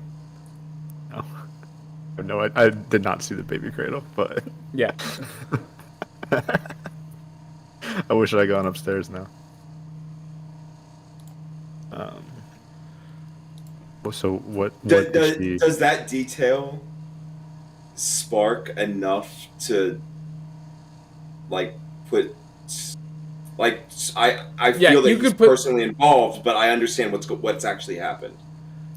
You can get a sense. I will say I'm trying to not be direct, but I'm not trying to hide anything with this. Yeah, you're good. I kind of want to more establish what my character would actually know based on all of this. Yeah, I mean, your character did walk into that room, right? So, interesting theme from reading that book a lot. You actually notice that the devils, the 9 layers of hell in this world, are very similar to the 9 layers of hell in your world. The only main difference is like the names of the greater demons are changed. So, like, for example, where one might be like be Asmodeus, they talk about Amanthor, or the Big L is all they call him by, stuff like that. Which, yeah, you're gonna see that the Big L is the name in this realm for Asmodeus. And the Big Lebowski, yeah. Get it? Definitely. The dude abides. Alright. Well, this was a great dinner. If you don't have any other questions, I'm probably going to be meditating for the night. have. What time about is it? Like, would we be getting back to the fireplace, we're eating dinner. So we're talking about like probably like somewhere between 6 and 8 p.m. 8, closer to 8. Yeah. All right. So yeah, we'll probably try to take another crack at this fireplace. All right. Well, I'll try not to be too loud and disturb your meditation. I'll be fine. I'm just really happy that the fireplace is going to be taken care of. Let me know when you get through. Feel free to knock on the door and let me know. Of course. All right. Well, Has he walked away at this point? yeah, he picks some stuff up, and you hear the creaking as he walks up the stairs. And opens the door. Why is it creaking now? Way to the food. As he creaked on the way down, too. He came down to dinner. And it creaks whenever you guys step on it, but not the first time he stepped on it.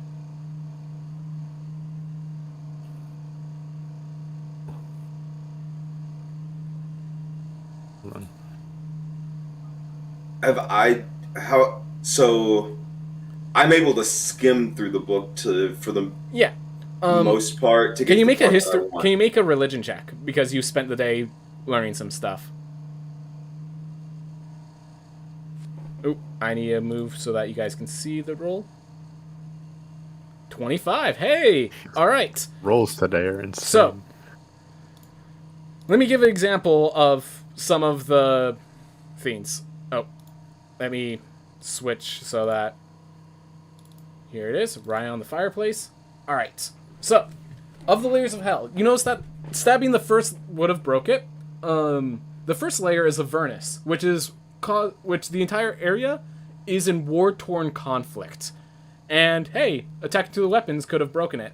Next is Dis, which is the master of secrets and secrecy. They also have like black rivers and stuff. So just like greasy rivers and things like that. You didn't know how to break that one. The third one is the home of Mammon, the financier of Hells, who as you kind of read that, you can look at the blade that Gilbert had, and you realize that it's specifically the silver of the blade that was taken out when he tacked it. So it was the silver that broke. After that is Felagos, which is a fiery realm of dark delights, as I said. Next is Stygia, which is a bottomless ocean covered by ice. And I'll just go these one at a time, because you have the last 5, but the next one is just skimming. It's a bottomless ocean covered by ice, is the next layer. So, I'm just going to say something kind of out of game. I was planning on looking for like ice cream and throwing it at the fireplace to see what would happen. But now that we know that might actually work. Then,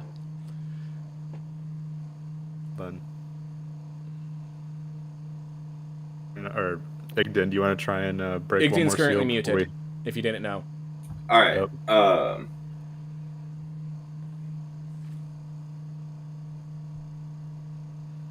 So I managed to read down through level 5, and then I'll take the rest of the night afterwards or whatever. Well, I actually am saying you've read through. I just don't want to introduce you all 9 right now. Right, right. Like, I can get to the next one after you guys take care of Stygia. But so, I want to be absolutely certain that I know what I'm talking about here. We've only broken 1 and 3, correct? You broke Avernus. Dis was already broken. Yeah, Avernus and Dis were already broken when you got there. You broke Menoris, and you broke Felagos. Right. All right. So we're on to number 5. We're on to 5, which is Stygia. And you can actually, every time it like actually gives you the infernal name of the word, and it looks exactly like the symbols in the picture. So it looks like those 9 symbols are literally just Avernus, Dis, Menoris. Like, it's literally just the names of those places. I look at him in game. I'm like, do you have any ice cream? Are refrigerators a thing in this world? I will allow it to be in the pantry just for the sake of the comedy. There should, I mean, if we're being more realistic, there should be like an ice box of some kind, maybe. Yep. So heading into the pantry or kitchen, I just want to take a meaningful chunk of ice. Yep. And chuck it into the fireplace. All right. At first, there's no effect. As the ice begins to melt, and you get both the water of the ice and the cold of the ice, then it starts to break away. Awesome. So Okay. You broke through Stygia. Next is Mount Boge. So it is a prison and torture chamber is the general theme. That's generally what you describe that. The book tells you that in that place, it's just like these sheer cliffs where people are hung from cages. Sometimes they're just caged there. Sometimes they're actually tortured there. Just kind of depends. I have a quick idea if we want to do it before bed. Another idea. Hey, you want to do something before bed? Eh? Why don't we put some blood on it? Some blood on the seal. Where are you getting the blood? Oh. There's plenty of places to get it. Just where are you getting it from? Oh. Before we start cutting each other, you want to go look for? Let's go look for some like fresh meat, pig's blood or something in the kitchen. You're muted, Igden. I reluctantly walk back up to guest bedroom B. All right. All right. So I'm gonna go look for pig blood real quick. What are you looking for in guest bedroom B? Any remnants of blood, or like I searched the cradle and the chair. Make like an investigation check. Shit, this is possible. He's having me make a check. All right. So while you don't find any blood, under the cabinet there is like a nice. There's actually a picture of what looks like two happy elven people in front of the manor itself. But it looks like this picture was like painted, and like within the last 2 years it was painted, sort of thing. Maybe later, but like it's a recent picture. It looks like. Okay, not 2 years, like 10 years. Yeah, they're elves, so yeah, it could be within the last 50 years or something. But it's not that old of a picture. It looks like it was broken, like it got like damaged and can't be hung up. But it was just under there, of just two elves in front of this specific mansion. All right, I'm gonna leave it and noting its location, and I'm gonna meet back up with Gilbert before I make any rash decision. I'm gonna share what I found, and I'm gonna see what he found. All right, Gilbert. I'm gonna let you make that chef's tools wisdom-based check because you did work with cooking animals and stuff, and I know you have a -1 to intelligence. Right, so what am I checking? Just hit the wisdom button again. Heck yes. Easy. Pork rinds. Delicious. Also, there's blood in there. Just don't cook. Just do it before you cook it. You could even put it back and still have the good food for later if you don't want to just eat it now. Be a little raw, but when has that stopped you? It's very true. I'm just gonna do what I can to get the blood, and I'll put the meat back. All right. As you splash the blood into the fireplace, the Boge breaks apart. You now have 3 left. I think we've done a great job, and I'm assuming a fair amount of time has passed. Yeah, it's starting. At this point, it is about bedtime. Yeah. Hey, 6 seals, day 1. Yeah. Bad. So in case you're wondering, the next one is going to be Maldomini, which is described by having these deep green vapor polluted skies. Like the vapors just infest everything. Got it. I think I may have a dumb idea in the morning. All right. We'll talk. We'll talk then. We'll talk. We both have dumb ideas. That's always so. Good. As I say, every long rest sleep is the equivalent of a short rest in my game. Gilbert, you do not know the rules of attuning to items. You guys do have an item you can attune to if you're interested in it. Was that the thing where they told me at the forge I needed to attune to it to upgrade it or something? No, I was talking about that wooden piece, that wooden block that was given to you by... the Ouija board. Yep. Yeah. I forgot that was a thing. We're just here breaking seals, forgot there was a ghost. Yep. Literally talk to it.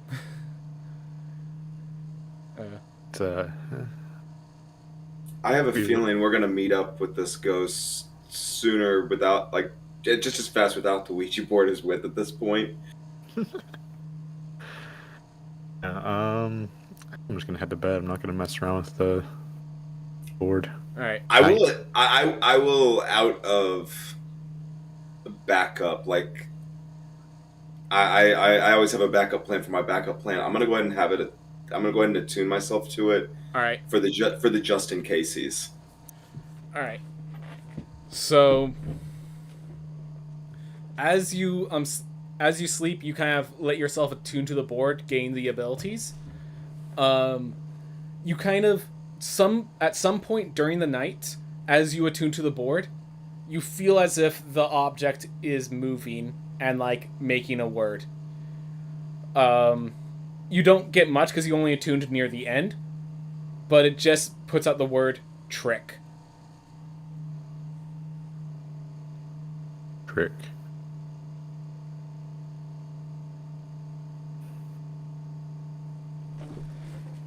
That's the only word it manages to pull off before morning comes, and you're finally attuned, but whatever spirit was doing that is gone. All right. By the way, where did you both sleep? Guest bedroom A. I slept with Annabelle in bedroom B. All right. Did you sleep in the cradle? Not tonight. All right. We'll see how drunk Gilbert gets tomorrow. All right. Well, next day comes. As you wake up, you actually wake up as you hear creaking, as you like open up the door to see the person quickly running, the spirit that's been with you guys quickly running up the stairs back into his room, opening the door and shutting it. Like he quickly runs up the stairs. It's making the creaking sound very loud as he does the running. You can see that he has like pastries and other breakfast like items in his hands as he runs into his room. Is he getting louder the more seals that we break? Louder? Before he wasn't creaking. Less ethereal. Less ethereal. Would we be breaking these seals? Hold on. I will state, Igden, that I did say that the identification did not go past the fact that there were locks because there were so many locks on it. Now that more locks have been broken, you might be able to identify more information about the theme that's inside the seals.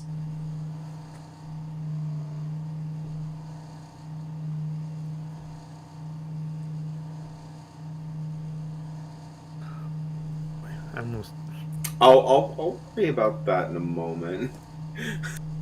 Alright, well, you guys are awake. It is the next day. Good to hear your dumb idea. Well, my dumb idea I might not want to do now because my dumb idea involves wasting a spell slot that I forgot we don't get long rests while here. Oh, to me, vapor cloud sounds poisonous, poison-esque, but I don't know where we're supposed to get poison from. Says the guy who eats rats. I don't have any poison rat snacks on me right now. Yeah, there's nothing in there that I wouldn't eat, so obviously nothing's poisonous. There's nothing's poisonous. It's all gourmet to me.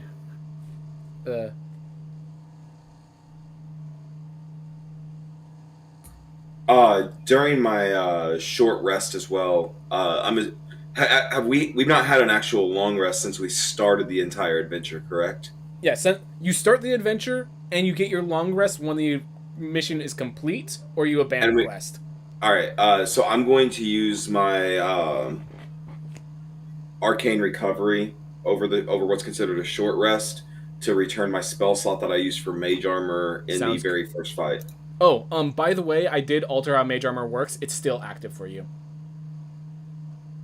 It's just stupid that you lose that mage armor and then like you can't get it back over the long period of time. Yeah, mage armor lasts until you take your long rest. Okay, cool.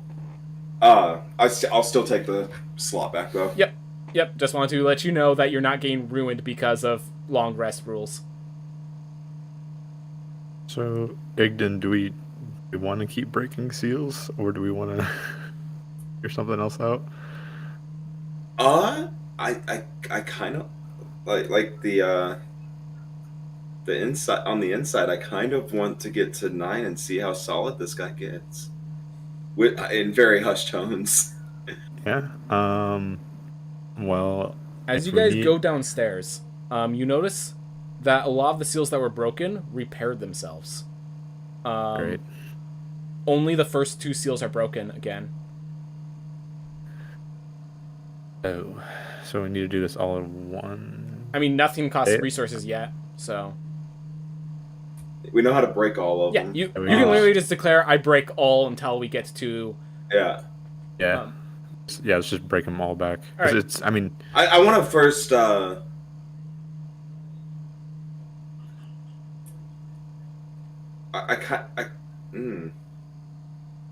They're repaired. Doesn't that mean that he repaired them?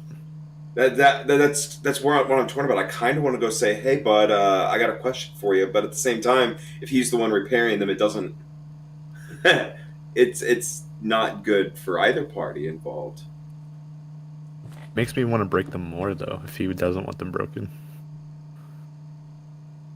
Then it seems like the right thing to do. Do you want to just re-break them, start working on number 7, and see where we go? Yeah, why not? I'll double check everything around number 9 right before we break the last one and see what's under the hood of this whole thing. Yeah, let's break 7 and 8, and then we'll double check before we do 9. One thing, your blade is getting more damage as you use that as the break for the 3rd seal. But it was silver, right? So yeah, we need silver blade. We need to find an alternate method of silver. So likely it's the silver because it's the place where the financier of hell lives. This guy's rich. He's got a silver spoon somewhere. It's also the place of an endless bog, so it's possible that there's other ways to break the seal. Quick run to the kitchen for a silver spoon. Yeah, let's go get a spoon real quick. And very easy. Test for real silver, like just a... Yeah, this is a high quality place. Yeah, there's not gonna be fake silver in here. Let's just scoop that seal out with the spoon. Yeah, as the spoon disintegrates and the seal breaks. All right, and so then we how many more spoons do we have? You have enough to get you through the days. All right. So yeah, we break all the seals down to 7. And for 7, so my original thought is a spell that I both don't even have, and it would have consumed a spell slot. What's your dumb idea? Mine was finding the most poisonous thing in the pantry and putting it on the seal. So the wine. Oh, I mean, is wine?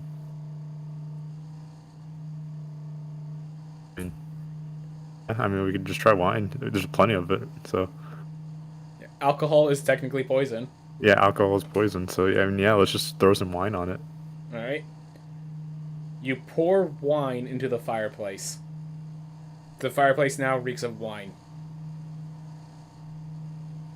I was thinking more like slowly, directly onto the seal, but okay. Okay, fair enough, fair enough. Well, the seal's on a wall, so directly on the seal, you're going to have to, like...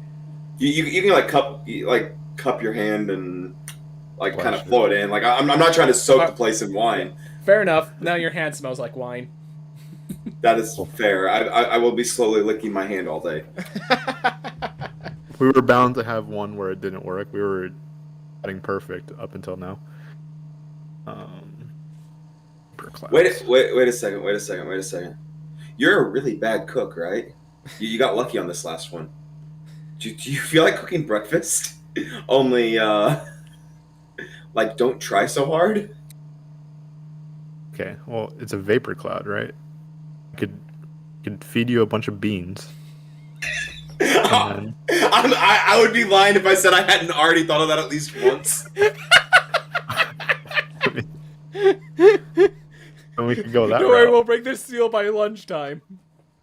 Yeah. I mean, poison cloud, right? I'll allow it, so what would you... If you guys want to, I'll allow you guys to try that next, but what will you guys do until lunch comes around? I'm going to attempt to find an alternative method of breaking the seal. Okay. You do that. I'm gonna go find a can of beans. Alright, yeah, there's plenty of beans in there. Refried. Ah, the special black beans.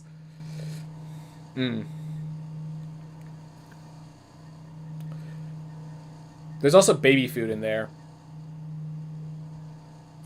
You mentioned that you could find anything you wanted to eat in here as long as it's not quickly perishable. Basically. Are there things in here that are quickly perishable? I have a feel they would be... Okay, tell me what you're looking for, and I'll give you a bit more detail. Specifically, something like a cheese or something similar that would very quickly create a pungent odor. Especially if put under some heat. Cheese... Isn't there, like, something you do with cheese when it gets stale? The way that you do, like, grapes and wine? Like in real life. I think that's the production of, yeah. Yeah, like the cheese gets moldy. Like that's what blue cheese is. It's like moldy cheese. Well, then there's blue cheese. Yeah, there we go. Slather some blue cheese on the seal. Yeah, so like I'm gonna give it like I'm gonna heat it up just a little bit. I'm gonna cut like in a pot, cover it so that all the odor stays in, and then just kind of like open the odor into the seal. Yep. That should be like a 5 to 10 minute adventure. Yep. As you do that, that does work. The extra, like using the pot to hold it together, does actually allow it to break. Oh, okay. I run in and I'm just like, have you already eaten those beans? I'm still eating them. I'm gonna eat them regardless. Is that 7 seals done? That is 7 done. Alright, 2 seals left. As that last seal breaks, you kind of see, like, the fireplace lights up suddenly and then, like, dissipates again. In some way. Like, with a grand... Like, it lights up as you do that. Like, the way... You're, like, putting the pan there, and the way you know the seal broke is actually because the fire just suddenly lights up in a grand flame and then, like, dissipates again. As you get close to breaking. Dang it, I almost had it. No, as you lift away, it's gone. Deep in the hell. There are 2 left. The next one is an icy waste, is how it's described. The realm of Cania is just a big icy waste. Icy waste. Throw a frozen dead body in there. Alright. I will tell you what the last one is now. Nessus is a just kind of rocky, hidden area, basically devoid of activity, because the main lord cares about his safety, and therefore there's no activity other than his own. And keeps himself hidden within, like, the crags and rocks there. So, one is icy waste, one is Nessus. Nothingness. Why do I feel like we're breaking the seals that will, like, nullify the pact as opposed to... That's kind of my thought, but I also, if that happens, it happens.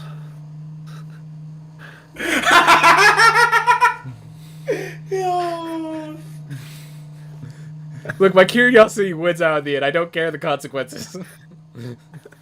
We were promised free resurrection, damn it. Yeah.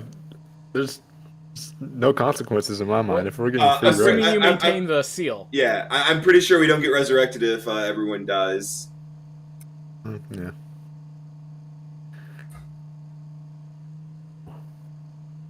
Alright, number 8, icy waste. Like, is there enough ice in the pantry that we could try a small chunk of ice again? Yep. Alright, let's give it a shot. Let's right. underthink this. Alright. As you throw the ice there, it begins to start breaking away, and as it begins to break away, you see the fire rising again in the fireplace.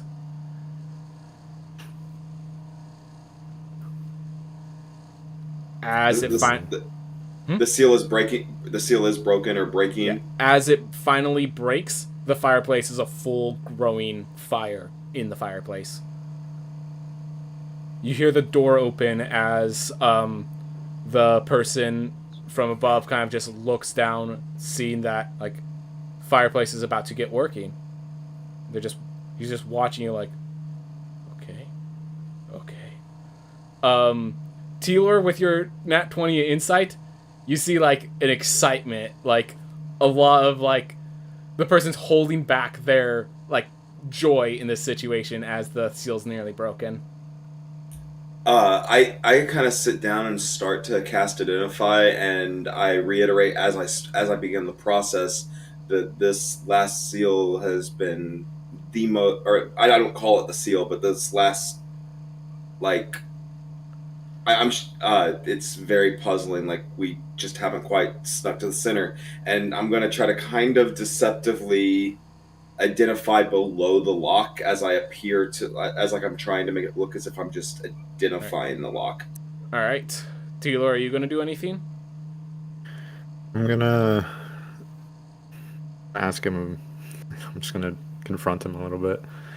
Ask him like, "Yeah, are you excited to have a working fireplace?" Very.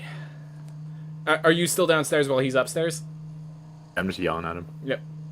Yeah, it's a balcony. It's not hard to yell 5-10 feet, you know. Yeah. Very. Yeah. When was the last time it was working?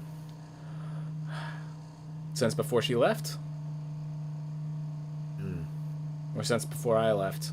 Now, I'm assuming I can engage in conversation because, like, the added 10 minutes is setting up the ritual. Yeah, it's like you're drawing chalk circles. Yeah.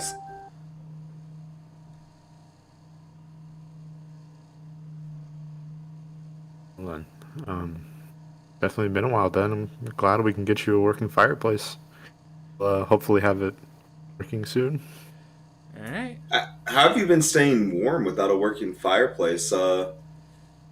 Like, you made it sound like it's been a while. Did I? Yeah, it's just, you know, you. Out of game, I say that with no context of like even thinking about whether or not he actually insinuated that. Yeah, Taylor, you can tell that he like legitimately did not think of that. He's like, yeah, you know, you just manage with the cold sometimes. Wear better clothing when it gets really cold, that sort of stuff. I have thicker pajamas now. Thank you. That's how I'm doing it. One thing I noticed, just out of curiosity, you don't look like somebody that eats baby food. I saw some baby food, and I was sleeping next to a crib last night. Just babysit? Like, what's going on there? I so this guy, he actually seems shocked. Like, I don't know what you're talking about. Have you been in your guest bedroom lately? So, I mean, I think I would know, like, there's some, like, that panic, and, like, you'll get another insight check if you'd like it, Igdin, as he's like, I mean, it is my own house, I just, you know, I don't really bother with the guest bedrooms, but I don't think so. Insight incoming. And worse! Alright. I mean, the rich, man, why do they need to go to those rooms? Totally, they could go years without ever seeing that stuff. Sure. I just thought it was weird that I would bring it up. Just didn't think you had any kids or anything. Yeah. We were thinking I kind of about it.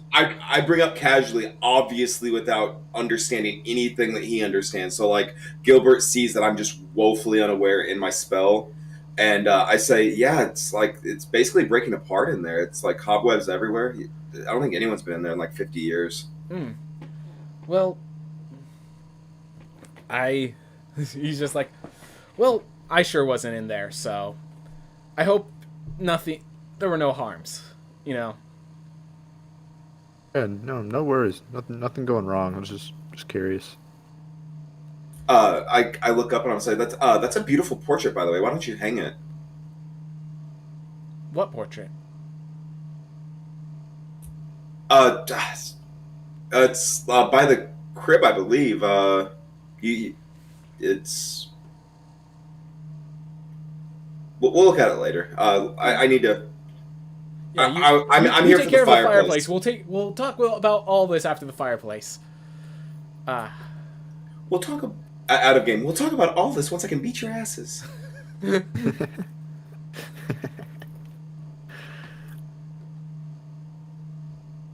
I'm going to just dig into the spell until I figure out what's going on with this thing. All right. So you're going to cast Identify, like, you're going to try to cast it on the thing under what you want to see what's under the lock. Right. All right. To make it even more complex, I don't think from the balcony he would be able to tell very easily, but I want to be like, I don't want him to see that I'm like looking under the lock. Yeah. I'm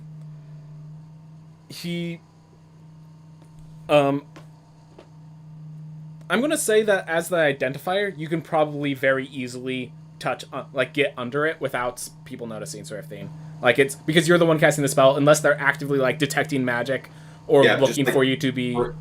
Like, as I look like I place my palm on the lock, I just want to curl... Yeah, exactly. Around it's like you're touching it, and then you just curl your fingers really quickly. Yeah. So, inside that is access to... so, it is a casting of a greater spell of Demiplane. Or, I think, no, Gate. That's the spell. Gate, in case you're wondering, is a means to access another realm. Another plane of existence. And it looks like it's somehow, in some way, connected to the Infernal.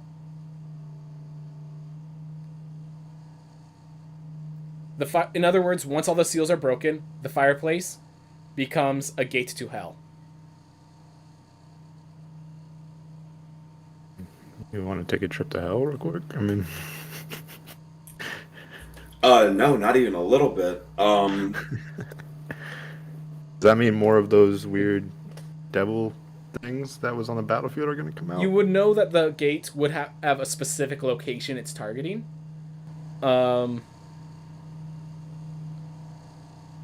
But that's really all. Like, it is the gate spell. Once this thing is broken, it just automatically casts. As a side note, in message, I'm hidden kind of slightly under the balcony where you shouldn't be able to see me pointing. Through message, I say, we still technically don't know how to open Seal 9. Very true. What was Seal 9 again? Nessus. Nessus is basically between the rocks and cracks. Asmodeus lives alone because he's scared of his safety, and therefore it's devoid of activity other than his own. Loneliness. Really, I think we're in trouble. I think the seal gets broken by leaving it alone overnight. I don't think we can undo what we've done. I mean, I wasn't planning on undoing anything. I don't know what you're planning on. I was planning on giving myself the opportunity once I found out what I was in. I mean, whatever this summons, there's a defense system outside. Let them take care of it. A pit fiend can survive disintegrate. I just want to see it happen. Chaotic evil confirmed. This will hit your standing over at the Riftwind Explorers just found. If everyone gets murdered before you get your gold. It'd be an awesome story to tell. It will. And you'll be alongside that other halfling that's super in debt. Well, I mean, I guess if you don't have to be in debt from this, but I have 4 gold in my pocket. You're muted, Paranoid. So how sure is my character that the final seal breaks by not doing anything to it overnight, based on the seals reforming and I guess all the other extenuating circumstances that have occurred? Am I relatively sure of myself? Is my character relatively sure of himself? Or I would say relatively sure. All right. Are you looking for something specific? You can make an Arcana check.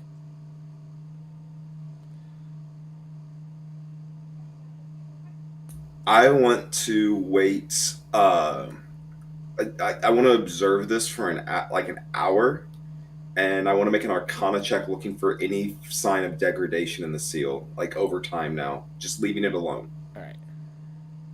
Go make your Arcana check. Ooh, 18.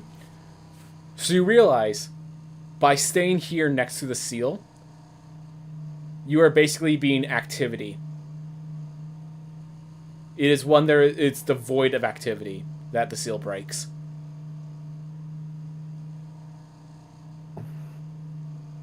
By being here messing with the seal, trying to make sure nothing happens. I want to look busy. I'm going to continue putting on the busy face. Yeah. But I want to walk away for a minute. Look like I'm gonna just like we've been doing. Go get a spoon. Look like we're just tinkering with it. And act like I'm trying to break the seal. And I want to walk away for a minute and then 2 minutes, and I kind of want to see if I can get a feel for how much time needs to pass before before the seal would break.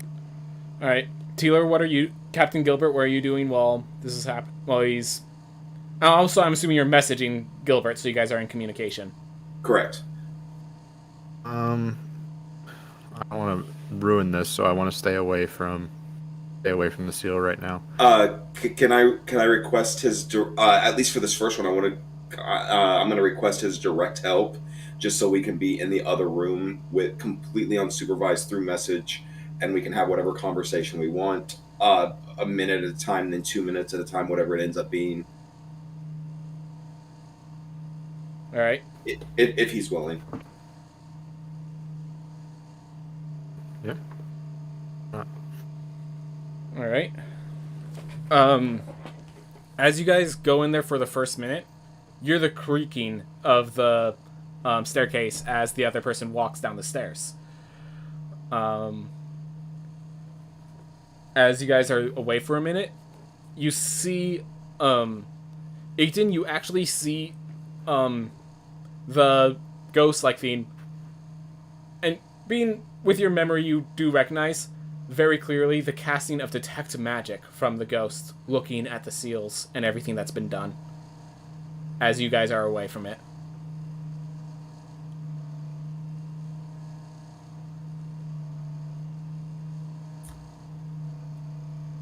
But yeah, you guys have time to communicate. I'm just letting you know he's... the ghost has come downstairs and is looking at the seals with detect magic active. So he's actively being a source. Like, okay, so I messaged him. That's a time seal. When to it's the left ghost alone. itself. You messaged to the ghost or to? No, I messaged to Gilbert. Okay, thank you.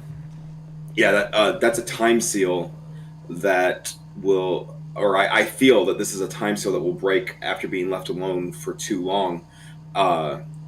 And I'm inclined to believe that he's trying to throw me off the path by interacting with it. So we're going to wait just a couple minutes and we're going to go back out and then we're going to repeat the process a couple times. I want to see what he does as a result, but I have a feeling that one of us needs to sleep in front of the fireplace tonight if we're going to get out of here alive. That's done in multiple messages, of course. Yep. Yeah, no. Generally, when people have message, and when people are away from others, you guys can technically whisper this. Your just message is making sure there's no chance anyone hears. Correct. Yeah, that's how I treat it, basically. Makes sense. Who wants to sleep in front of the fireplace? You want to play it off real well? Let's work real hard on it all night and act like we fall asleep doing our job. Yeah, I'll do that, and then you can go play with the spirit board upstairs. Yeah. I'm excited. All right, so I want to come back with like a spoon and some ice, like again looking productive. As I walk out of the kitchen area. As you walk out of the kitchen area, you see the person actually writing notes. Can you make a... I'll allow it to be a perception check if you want to use perception instead of investigation. So you can use investigation because I think that's higher for you. Gilbert, you can use perception. Investigation, go! Yes! Wow! Every time. Well done. We are on point. Gilbert. Yep, so you can tell the person is actually writing down, like, alright, 6th seal broken by this, 4th seal broken like this. And, they're writing it down as if they did not know before how to break it. So then you notice in the notes, written down from a long time ago, is first seal broken by this, by stabbing at it. Second seal broken using secret, using hidden message, and basically giving you a sense that he's not the one repairing the seals; he's the one breaking them, or trying to. As he gets to the last seal, and you see, as you guys are coming out, the last seal seems to be time-based. So this guy wants to break them. How are they getting repaired then? Most likely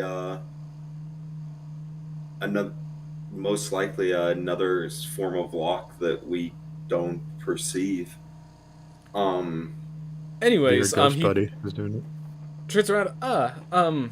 If you guys would like to take a break and have lunch with me or anything like that, I'd be appreciative if you'd like to. You guys have shown great effort. You've done what other people could not. Maybe tell more stories, ask more questions.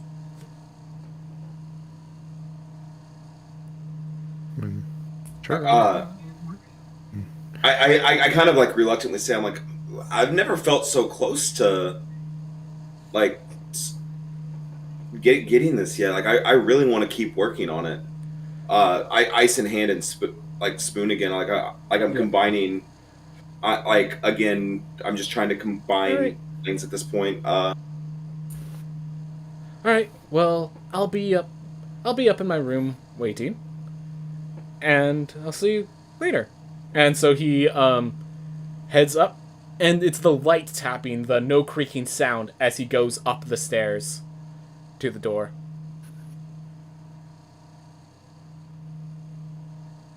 So it's not seal based. Not seal based. It's food based. It was after dinner, and it was after he had those pastries in the morning. By the way, you do notice from all the things he was writing down with the knowledge, it is likely using the food he himself could probably break the seals now. Oh, I'm ahead of you. Okay. So yeah, now we need to. Now we just have a problem that needs solved.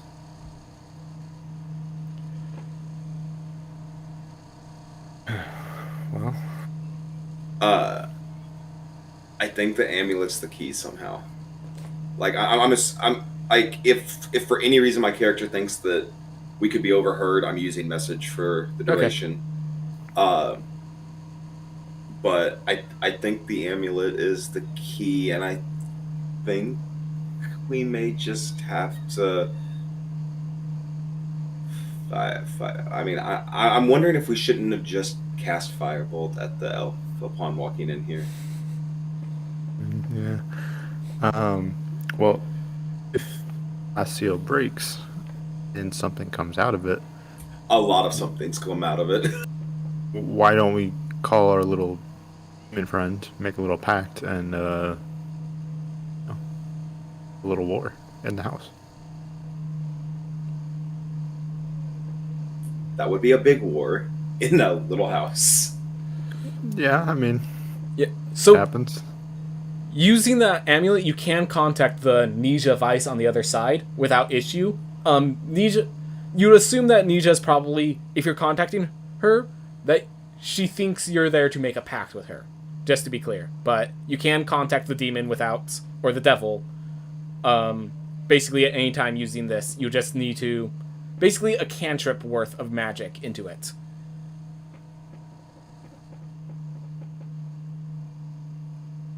And I really don't want our friend walking in while we do.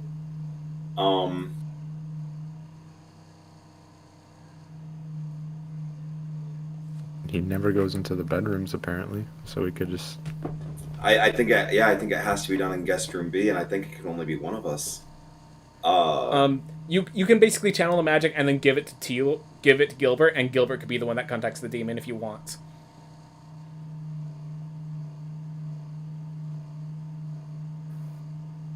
I mean, I'll talk to the devil. Why not?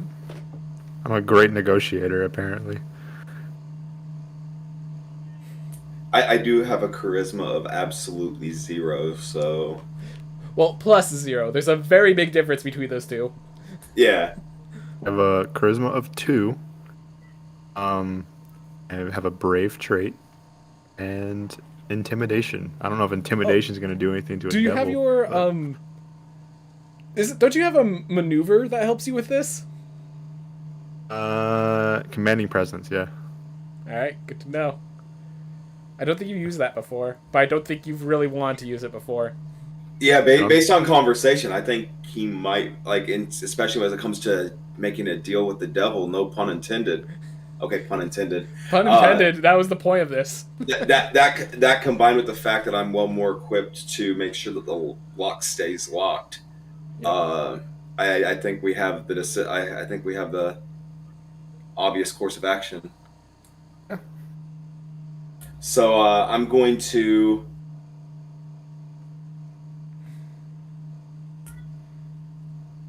I just had a really cool idea, but it involves... can I almost indefinitely keep the arcane lock locked with some form of magic? Like, do I have to be present, or can I just cast magic onto it from a distance? Alright, so, do you want to do some investigation? Yeah, I'm absolutely willing to test this slowly. So I'm going to give the amulet to him. I'm going to cast the cantrip's worth of magic onto it, probably in the form of prestidigitation. Go ahead and make it nice and shiny for him as he goes. And then I kind of wanted to use that same kind of concept with prestidigitation from a distance as I start to see any kind of decay in the seal. All right. You can also... So you know that the other person was able to figure out the time base just by using detect magic. You can probably Correct. just use that ritual to figure out as much information as you need. Okay. I assume that identify would have given it to me. You identified the thing under the seal. Okay. And you also had like several layers of the seals in front of it. And so yeah, I'll go ahead and, my bad, I'll go ahead and cast Detect Magic. Yeah. So I'll just reveal now so that I can, leave you calm. Or at least explain it to you. That, the way... So it's because you both know what you're looking for, and know, you know that you've broken the other seals. It's one of those scenes that's like, this is just doing a lot of random numbers. Oh, but the numbers are trying to do this sort of algorithm. I understand what it's doing now. I think you know some stuff programming Paranoid? Yeah. Yeah, so it's like that, where the moment you know what's going on, everything starts making sense.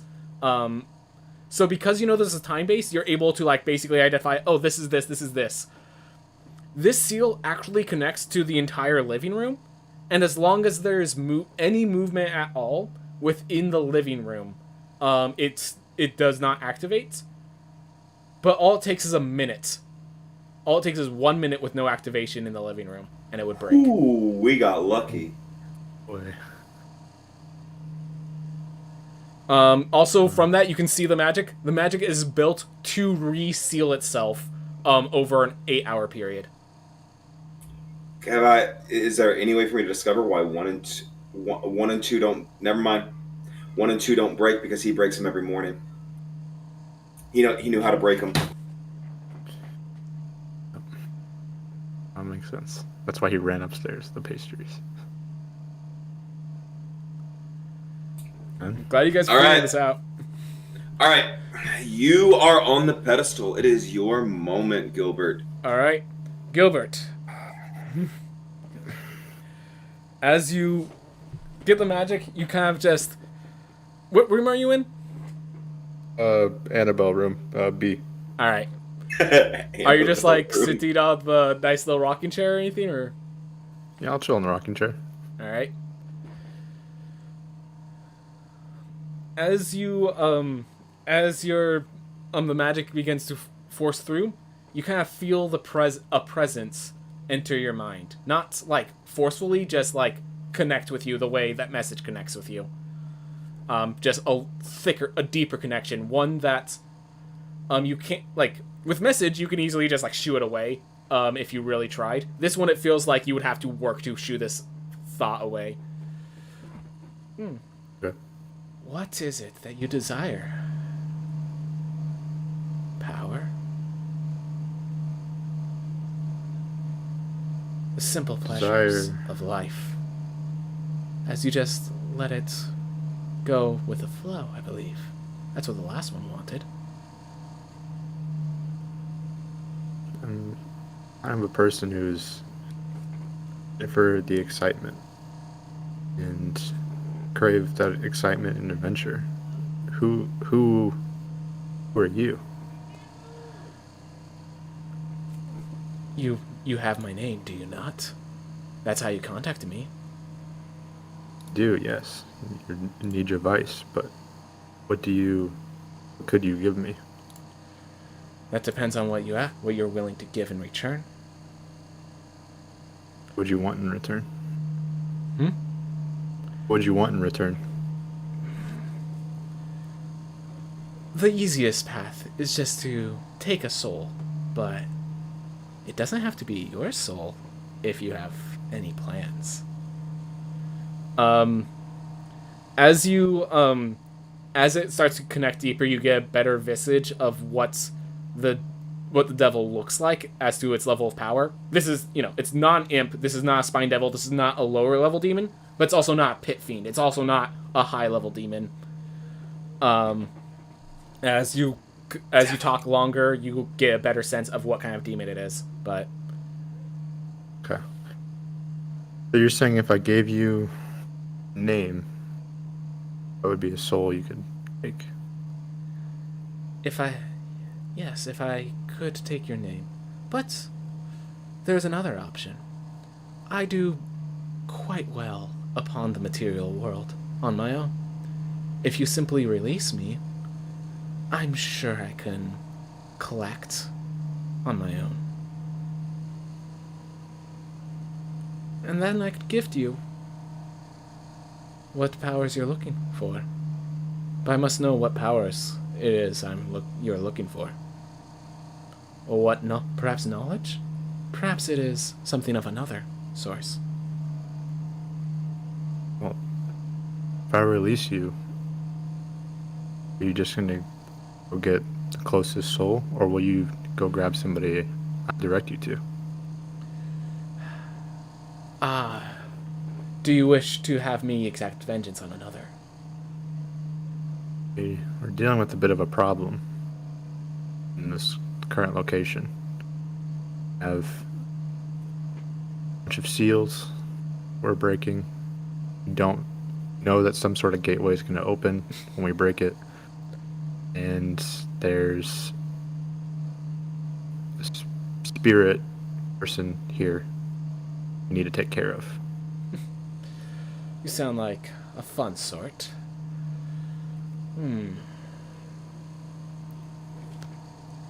Well,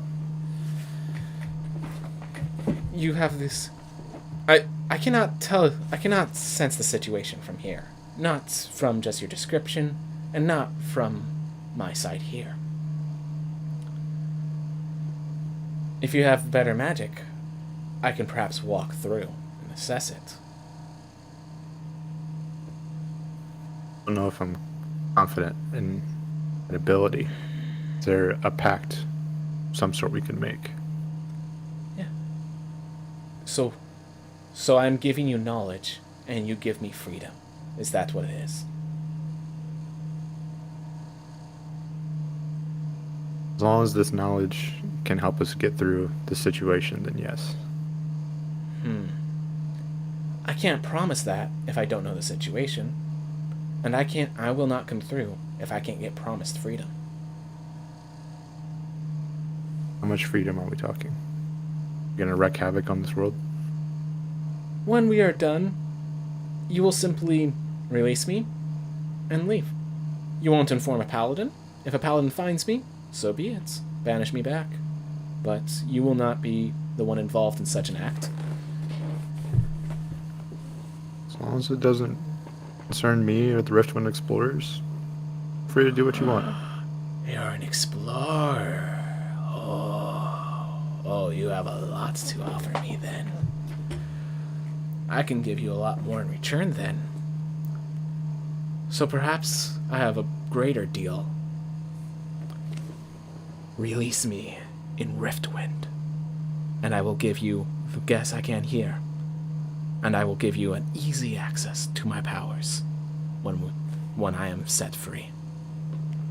What are you gonna do in Riftwind? As the person kind of walks forward, you get the full sense of their presence. This is actually, it turns out this demon is actually a succubus. It's just like, I'm just gonna have fun.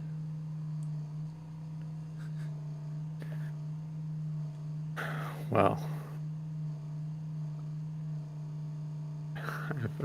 gears are turning of this becoming a future quest, and I'm intrigued with this future quest. Oh, you probably, it's not hard to believe that it's going to be someone's job to banish this demon, and that probably is going to be you. No, that'll be a fun future quest. Yeah. If you can provide that to me, then let's go ahead and do it. All right. Do you need a name? Is that what you need from me? To begin the pact? Okay. I know you have like a... Alright. So... Not giving... I had a plan on a name I was going to give, and it wasn't mine. Okay. I will need to get that deception check, because the deception... the magic works on the belief of a name. Therefore, if you're using a false name, there is like a check necessary in the involvement. You can use deception, intimidation, or persuasion, whichever you have the best stat in. Absolutely. Or performance. Going to be doing intimidation. All right. Also, by the way, with everything I have, would that be an advantage roll too?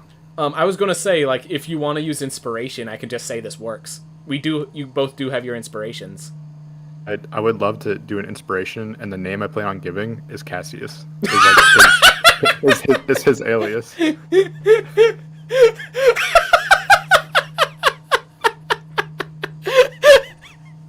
Sorry.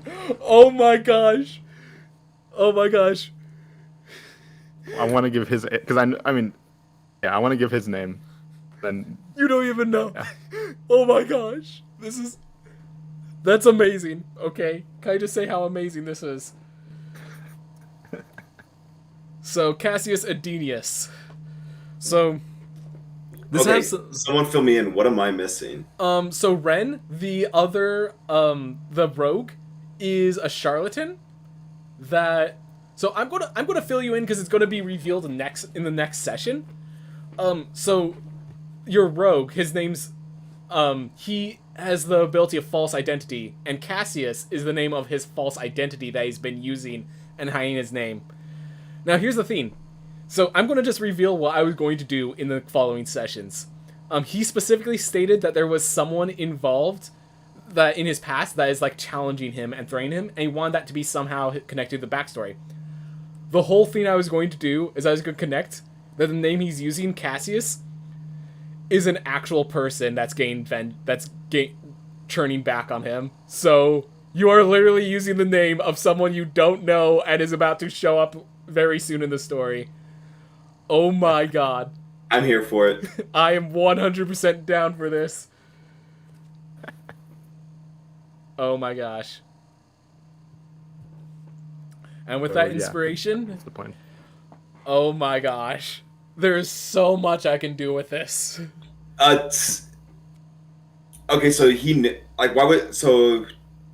He knew it was a false name. That's the reason that the deception would have been required. So I'm giving Cassius instead of my name. I don't know Cassius has a false name. I'm just doing it because I want to use Cassius's name, my character. He wants to mess with Cassius. That's why. Okay. But in reality, yeah, Cassius has an alias. Dude. I need to know a bit more story. Inspiration, I allow for stronger forms of inspiration as long as it's connected to character. Gilbert, can you explain why you would mess with someone to the extent of telling their name to a demon or devil? I feel like, in the pirating days, pirates, we like to mess with each other and so we blow their heads off. So I've gained a level of trust, Cassius, and I essentially want to use his name as just a fun little prank, essentially, is what this is turning into. I think it's extreme prank at that. I think it's also fair to say that without any magical experience, he probably doesn't understand the exact ramifications of what he's doing. Oh man, okay, so that will be what I'm doing. I am going to add to your character a bit of a theme of not understanding the consequences of your actions. That will be coming up in your backstory later, just so you know. -1 intelligence. That's fine. Yep, okay. That's fine. I like it then. I like it. Can't wait to tell Gur about it. Yep. Alright. Well. It's like, well, Cassius.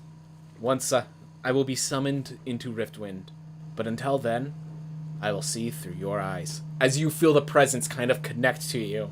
Kind of involuntarily to an extent. Until you summon her, she is kind of partly inside of you. Like you're possessed, but she's not fighting for control. She's just letting you control all the body for now.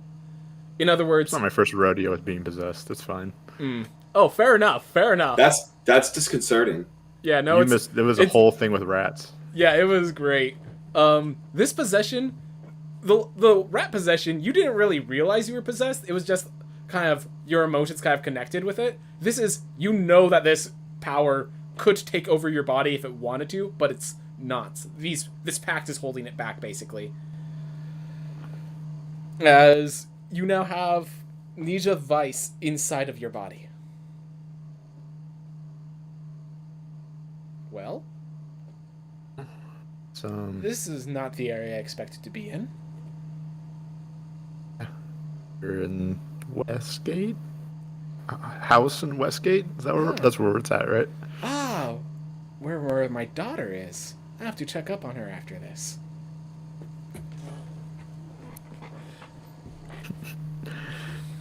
Oh boy. Oh boy. I want to say completely out of game that I had already kind of debated on whether or not that was going to come to be. The two names be just kind of, I don't know. They look good together. I did say they look very similar.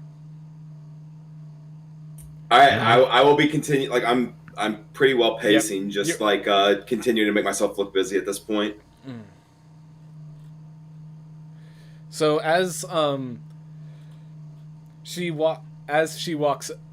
two of you walk out, basically, she looks at the seal and goes, "Oh, this is his seal." I immediately say, you're It looks like Gilbert. You're like, do I recognize pretty quickly that it's not him though? No, it looks like Gilbert. You haven't hung out with Gilbert enough. They're basically giving Gilbert control. So. Okay, so I don't know anything at this point. Yeah, you just saw Gilbert walk out and look down from the balcony. So how did it go? Let's just say it went pretty well. I think we're gonna be good for this. So we found a way to repair the seals permanently. She looks at the Not seals exactly. and kind of links to your mind that, Herodote, that's his. I can't help you with the seals, unfortunately. That is a contract before yours. But your other issues, I can. So, if we break the seal, would you be able to help with whatever happens? I think we take care of him. If the seal's broken, you won't be the one harmed. I'll say that much. Okay, well, why don't we go take care of the other problem upstairs first, and we'll figure out the seal. Den, you want to leave that seal alone for a minute? This will just be a quick second. I'm very reluctant to leave this room at the moment. Alright. I will go upstairs and you are upstairs. That's where you did. Okay. But yeah, cool. We'll handle the problem in the master bedroom. All right. As you get to the master bedroom, just like she kind of her instincts kick in and just easily picks the lock for the door and pops it open. To get you into the master bedroom. Just like you watched it like a movie. All right. Let me get the next scene. As you enter, opening the door, the room is quite well kept, with not a single cobweb to be seen. A spell book and a tea sits on a small table in the center of the room, with comfortable chairs calmly laid about. Given that the owner of this house are elves, no bed is necessary, and the remaining space is filled with bookshelves, with the painting of a happy-looking family holding a newborn. Everything is in pristine condition, except for the painting, which has a red stain splashed across the side of it.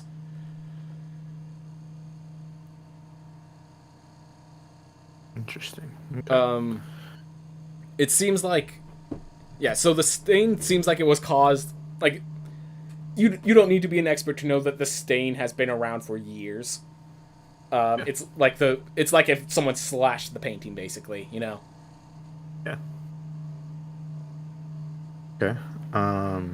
It's just of a random. So, Telor, you've stolen enough stuff. You've been in this world long enough. This is just like a common painting that people put on. It's actually a painting of the goddess of life with their godly husband having their child. Basically, the idea is having this painting here brings good luck and fertility to the two under its visage. Interesting. And that didn't work out too well, did it? Well, I mean, it sells for a lot. You definitely appreciated that. That's fair. But Well, but the person you're looking for is not in the room. about the master bathroom. Through the bathroom, the bathroom seems like it's, you know, pretty once again very pristine. Nothing there. He's not Interesting. in the room. Could I ask Nija if she can detect any presence anywhere? Isn't myself and Igden? Let me go look at just really quick. I'm going to pull up my monster manual and see what special senses they have and things of that nature. The monster manual comes out. Yep, big one. Usually have a lot of the stuff prepared, but I wasn't. I just knew that this one you weren't going to fight, so I didn't need it on hand, even if you pulled it out. All right, page 285. But no presence upstairs at the very least. I'll tell you that much. Let's see. Telepathic bond. Dark vision. Doesn't even have magical dark vision. Imps have better senses than these. Wow. Interesting. Yeah, no. Alright, so if he's not here, he's I know gotta that be book somewhere. looked important. Huh.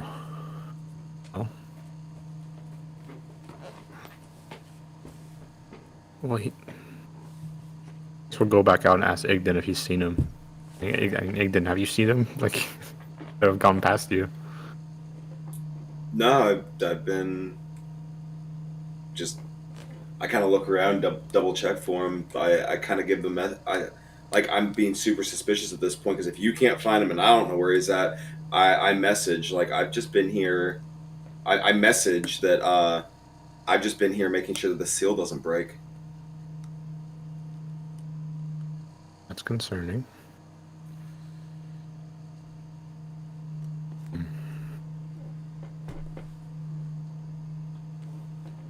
Are there any other clues you have?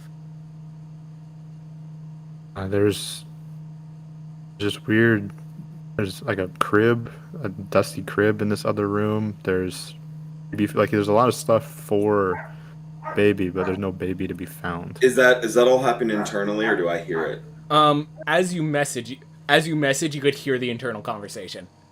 Okay. I respond with there's a painting under the crib that looks like it was destroyed. Yeah. It wasn't under the crib. It was under it was in the room, but it was under. There's a reason it was hard to find. Okay. I give the location and the existence of the painting, but all right. Okay. So we'll go over to that. So as you pull out the painting, T-Lore, you actually recognize this. This is these sort of paintings are actually used as the contracts. Whenever you buy a house, whenever you get a house, some people will get a painting of themselves in front of the house to show their ownership of the house, and it acts as a legal contract of ownership of the household. So the two people in front of this household are the two owners of the house. The Hanali that you've known and the Hanali of the Source Kingdom. There's something very important about this. The Hanali that you've been hanging out with does not look like either of them. Interesting. So from your information, knowing this realm, you can tell that this is specifically a picture of the two owners of this household. And the guy and the ghost you've been with is neither of them. Boy. Okay.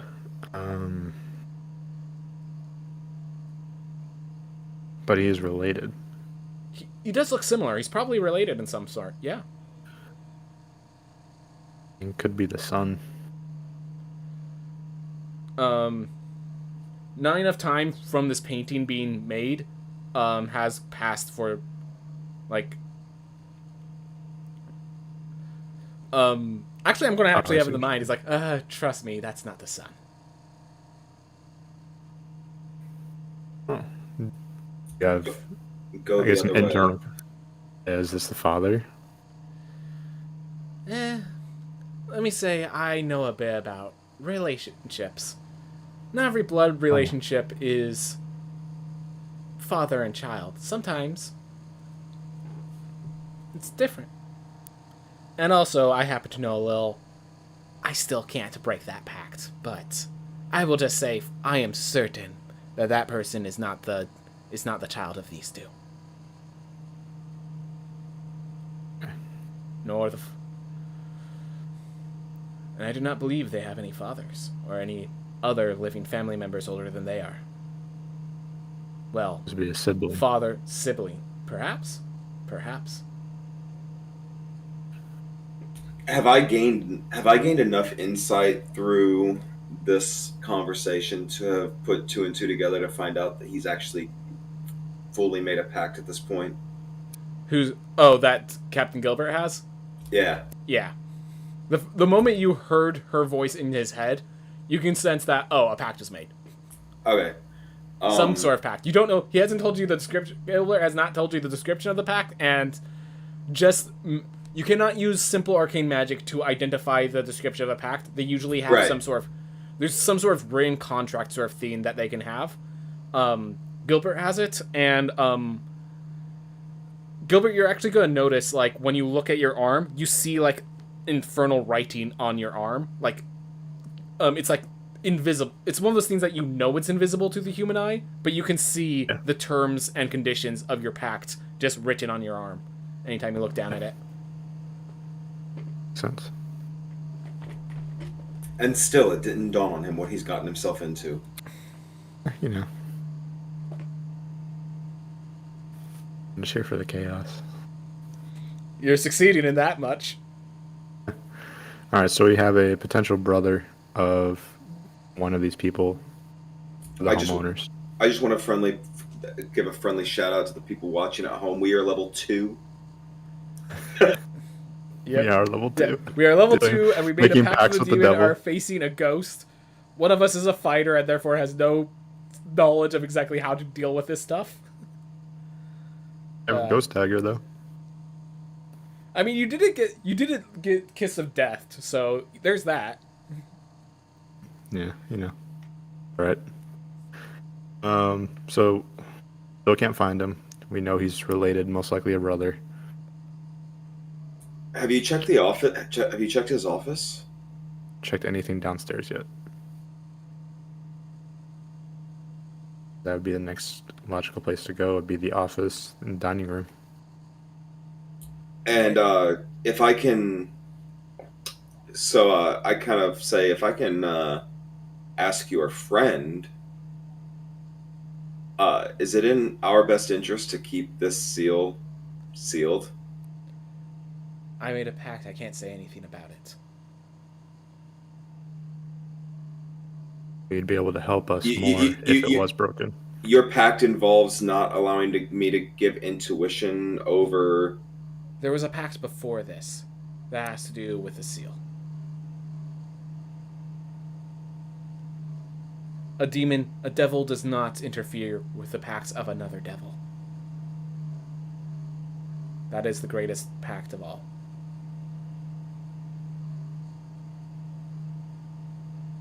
Oh. And until I'm given reason to believe otherwise, I say we pull a fight in here and make sure whatever happens in here so that seal doesn't break. Because I feel like if that seal breaks, like the realm is less than existent.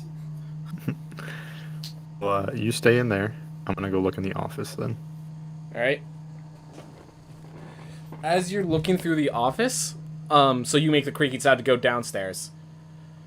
As you're looking through the office, you both hear very slowly the creaking sounds of someone coming upstairs. Okay. So he's...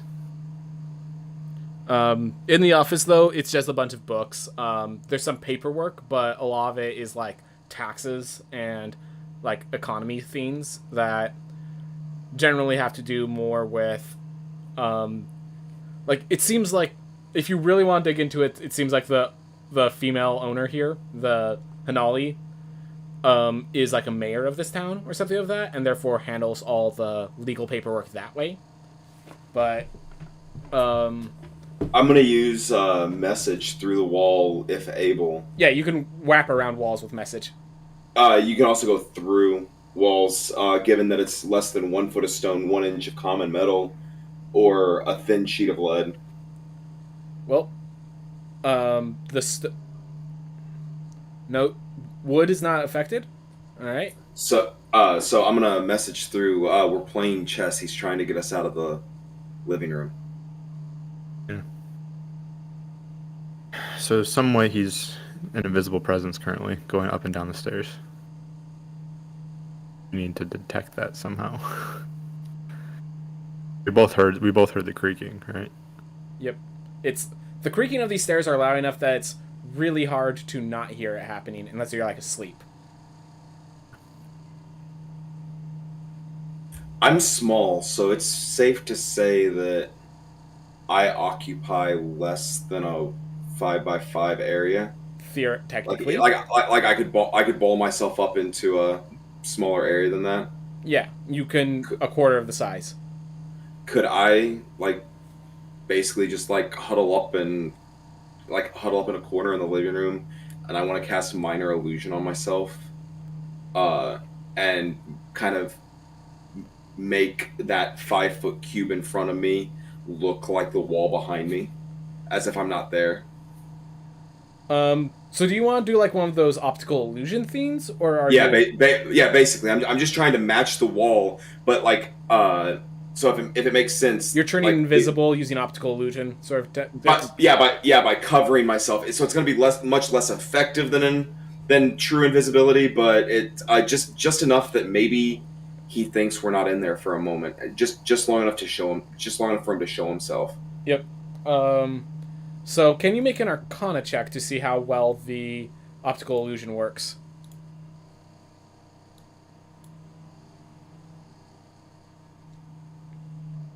All right. Yeah. Yes. Well, I mean, it's either a 3 or it's above 20. That's your rolls these days, I swear.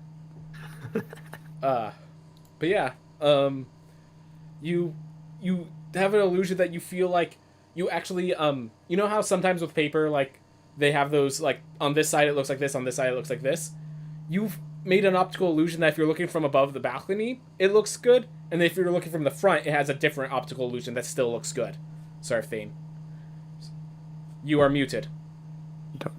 Sorry, I'm sure that if you looked at it on the wrong bias, it would become painfully obvious.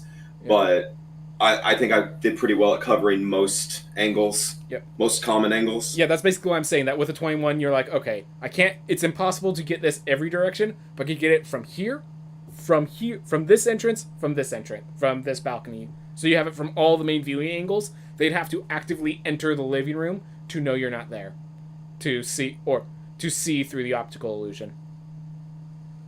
Or they just have really good perception, which you can usually trust that's not going to happen. As you do, you see, as the noise finally gets up the stairs, you see them invisibly open the door. Like, the door just opens up, and they kind of look through you can hear them doing some stuff. Both of you can hear rummaging through his room, as when he opens the door the second time, he is visible. He's just looking around.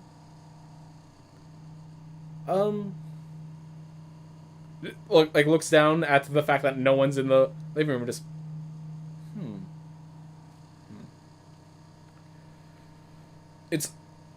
It's around lunchtime.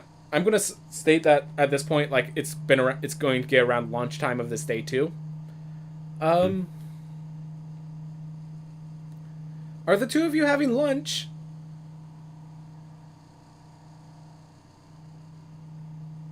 Not gonna respond. No response? No response. That's not gonna respond. Alright.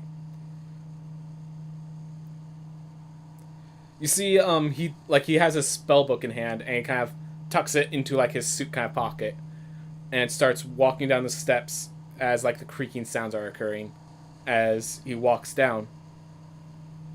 I want to take one small pause here. How I need to see how long both minor illusion lasts for. Okay, so the duration is 1 minute. Yeah, you can recast it, and because it's a cantrip, you can recast it. And I will say you have the control to make it look the same each time. All right, and then would it be possible then between castings to cast any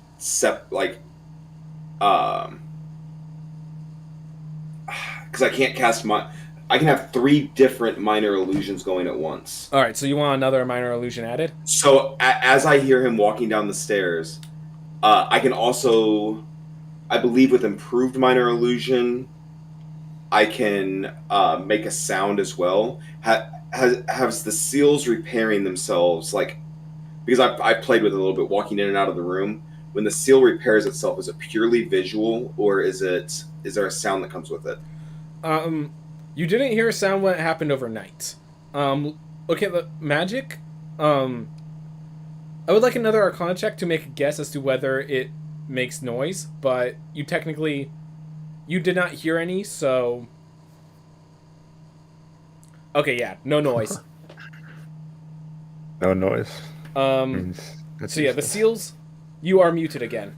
So, I am going to cast a second iteration of minor illusion while maintaining the first one on the seal to make it look as if it was like the seal was breaking, and then as he walks up, I'm going to dispel it, making it look like it's fully intact, like as if he was the one to you're going to draw him into the room, basically. Correct. All right. So, given your perfect, like, your understanding of the Arcana, you can actually, what I'm going to say is while he's walking down the stairs, you make this noise of it breaking, and you actually you use the other noises to try and imitate the sound of the spell Gate being cast. And because they can't see anything, also it's like, you actually hear it, oh my god, it's happening, and you see them sprint, turn the corner, and run into the room, and just kind of shocked as while you can make the sound of a gate, you can't really make the opening of a gate, and you also can't, this optical illusion doesn't work from all directions, which now that you pulled them into the living room, their focus was elsewhere, but they're now just kind of, something's off sort of thing. As soon as I'm 100% sure he realizes that he's been tricked, I cast Firebolt. All right, surprise round, and then we start combat. Time. All right, Taylor, where are you you just came out of the office? Yeah. All right. So, I do need to leave in like 15 minutes, by the way. I feel like we can get this fight done at least. Oh, yeah, this isn't... Right. So, yeah, we'll have it here, and then Taylor over here. And we'll just do a quick roll of initiative, and I'll try to make this as quick as I can. If you... Like, this seems like a really exciting part. If you guys want, we could suspend here and start here next time, or we can keep going. I'm fine with rushing through it, but this once seems this like fight ends, you guys won't have, like, I will be basically telling you the story, and we can do the closing of everything then. Okay, let's hit it then. All right. So, if you guys know how to roll initiative, I'm trying to find it again.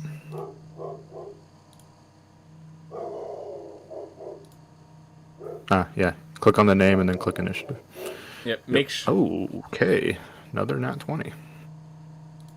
All right. So 23 for Orcus, or I'm saying 23 for Captain Gilbert. 13. I've got to change my name. I did not plan on being on mirroring a demon lord, but you freaked the crap out of me when you said for Orcus, because I thought, like, oh god. Orcus, Orcus. Yeah. Yep. All right. I'm better now. All right. Do you know how to roll initiative? Click on your character token, then click on an initiative button on your character sheet. He's got it. Yeah, I'm already on there. Oh, you are? I, Oh, you Yeah, rolled you the 5. Okay. Yeah. That was my mistake. Alright. Whew. So let me just really quick. Sending. Oh. Descending. Okay. So first comes the readiness phase. As, seen. Oh, well, actually, first you guys get the, surprise round. Captain Gilbert. So yeah, Captain ready Gilbert, my you are demon. given the suggestion from your demon, from the devil in your head, that people have trouble casting spells when you're holding tightly to them. Or of course, she does it in a. I'm not going to get into the manner she does it in right now, but if you grapple them, basically, I'm just going to state, if you grapple someone, it makes it more difficult to cast spells. Yes, Okay. some semantic components become nigh impossible. Cool. Well, I mean, I'm gonna take the devil's combat advice and get up nice and close to him. All right. Do you want? Are you able to move your character token? Yeah, my bad. Just move it on top of him. Yeah. Make an athletics check. Athletic. Is it with advantage since it's a?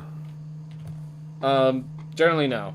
But it's Okay. against their acrobatics, and therefore it's not going to be too hard. Oh. All right, re-roll. You guys tied. Mhm. Ow. Right. He manages just barely to break out, preventing the grapple. You do have your action surge and any other abilities you might want to use, but one of the things is as you grab him, it becomes very clear that this isn't much of a ghost at all. So he's got like a physical to him.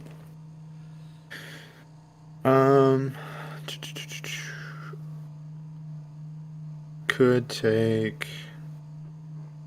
Finish. Oh yeah, I'm gonna go ahead and use action surge to Yep, take that's an what I was additional planning action to hear. while I'm right next to him. Yep. Just try to grapple If him again. he's, I'm just gonna try it again. All right. Go ahead and roll.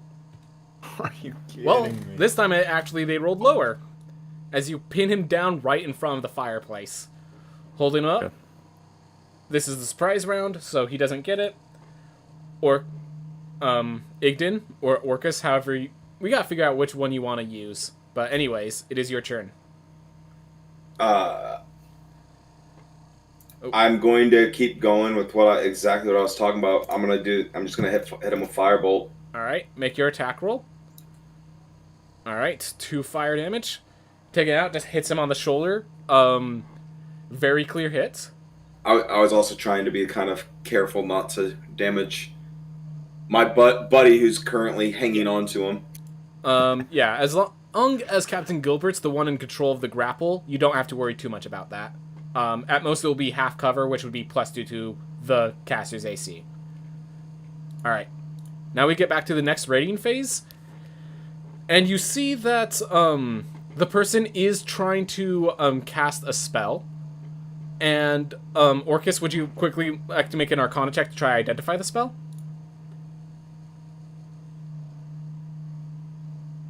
All right. So usually that would not be enough for higher level spells, but given that this person is casting an illusion spell, you are quite knowledgeable.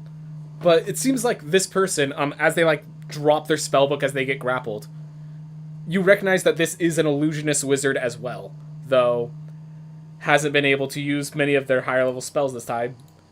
They're about to cast Phantasmal Killer, is the spell they're getting ready.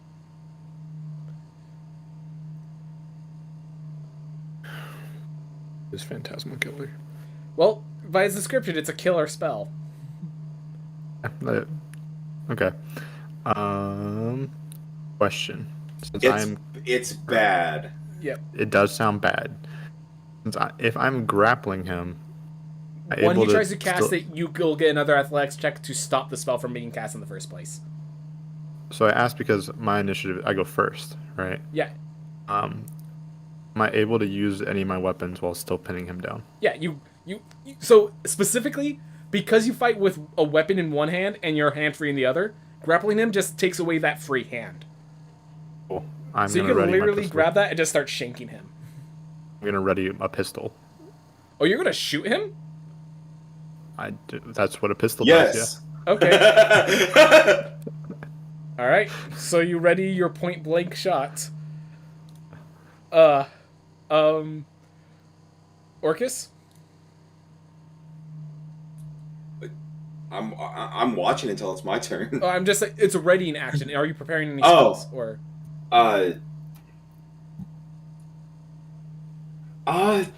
If you just want a firebolt, you can engage and get another reroll on initiative. Yeah, I wasn't really thinking about any spells, but I mean,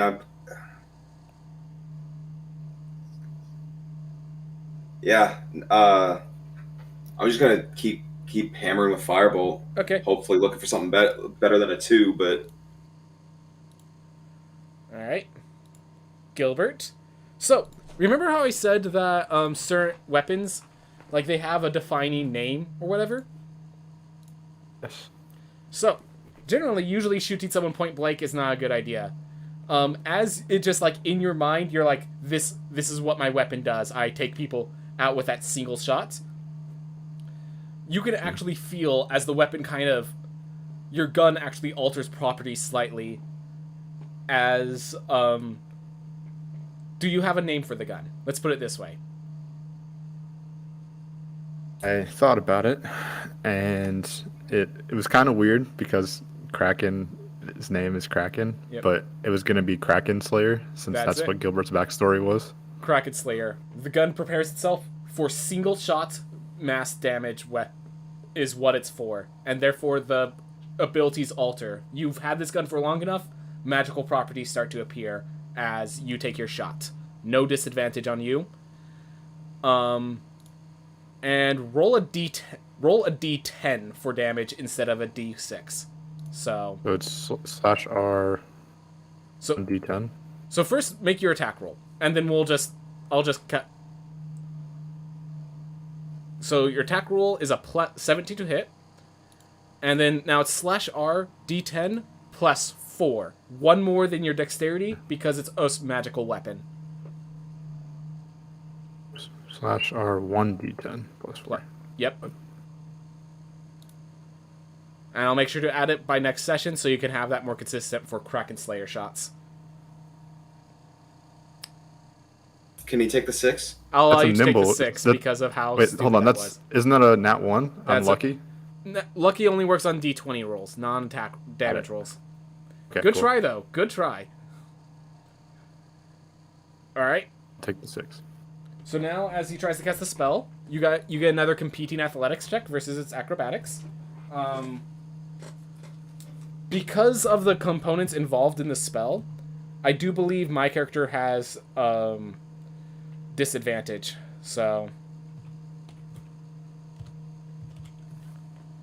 what are these low athletics rolls? But it seems like they get it off.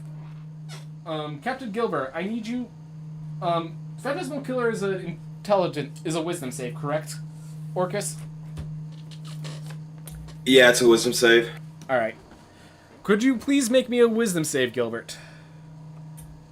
This is being cast at base level, right? Yep. 4th. Not a good roll. The rolls have been low.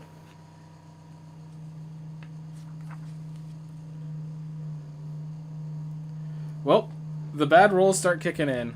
Alright. So, so what happens is like, a Kraken Slayer, huh? As suddenly tentacles seem to come from his body, and oh, hold up, you have advantage. It's technically a fear effect, so you have advantage. So I should re-roll with advantage? Just roll one more time. Oh, okay.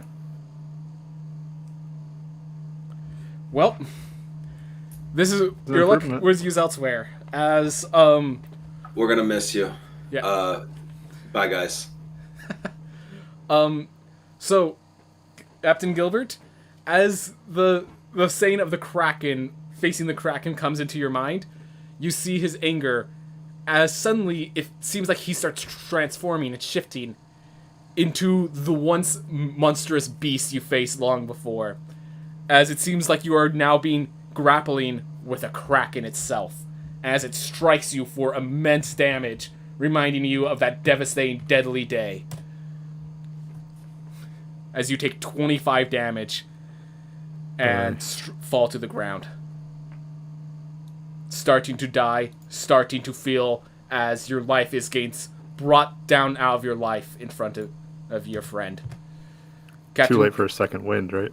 What? Too late for a second wind. One that takes you out from full health. Yep. That was a particularly vicious roll, too. Everything above 5 or above. Yep, that was a vicious roll. It's a very deadly spell. Wow. You are dying as you are convinced that you're now getting dragged away and drowning. Well, please help. As the person lifts himself up, he's like, I didn't want to have to do this, but I have to finish this. Orcus!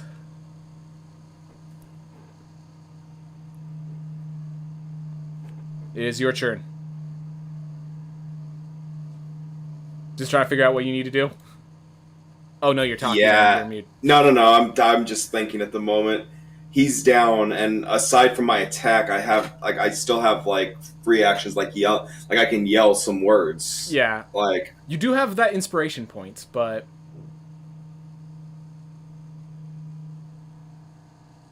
Yeah, you could use an inspiration. Might be the best way out of this. it's like, how does he use it?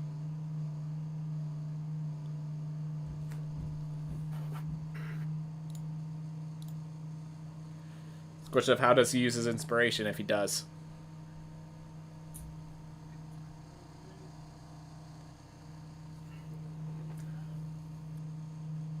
God. Yep, All right. yep, tough space. I'm gonna cast Firebolt. All right. Want to roll for damage? Or the attack, I guess, needs to hit first. All right. 5 more damage. And I yell. Oh. As I cast it, I yell, Nisha Weiss, your pact. He cannot complete your pact if he's dead. Oh, that's good. Closing phase. Captain Gilbert, make a death saving throw. That's just a flat d20. There should be a death save button on your character sheet. Death save. Let's find it. Oh, yeah. That is 1 failed death save. You can mark it. Oh, I see. Yeah. So I just click on fail. Got it. Yep. But as he fails, you see him stand back up. He is dying, but through the summons, he is standing. Well, that won't do now, will it? Readying phase. While Nisha is looking to, she's like, so you're the ghost then? As the person just looks at absolute horror as this person now stands in his place. Is there any spells you're going to be wanting casting this time? Yes. Sorry. You're good. I want to cast Hideous Laughter. Oh, okay. So you start preparing Hideous Laughter, and he's going to start preparing Invisibility. It seems like at this point he just wants to get out. He's seen the person stand back up. And use my blind sight. What was that? Nisha, use my blind sight. Yes, possibly. I'm trying to remember your exact combat. If I'm preparing a spell, I can't re-roll initiative. That's something that you had me do before. You reminded me of in the last one. Well, if you want, you can. I will allow you to re-roll initiative because you were supposed to take the engage action last round. You didn't prepare a spell. Okay. So I'll let you re-roll initiative if you really want to. I was just trying to get Hideous Laughter ahead of his invisibility. All right. So because you were supposed to engage last time, roll initiative.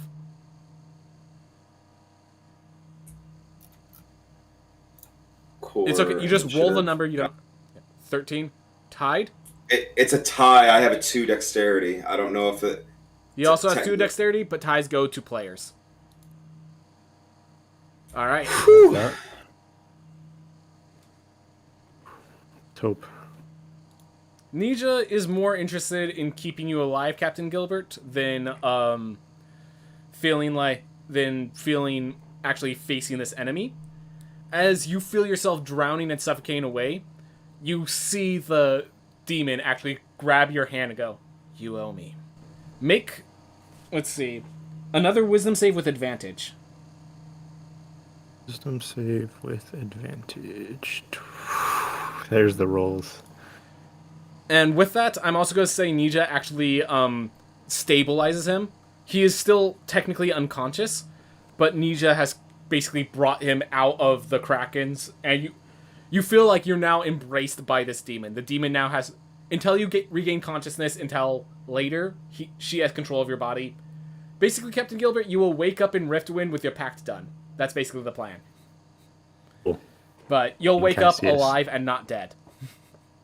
Hopefully, this fight isn't over yet. Orcus?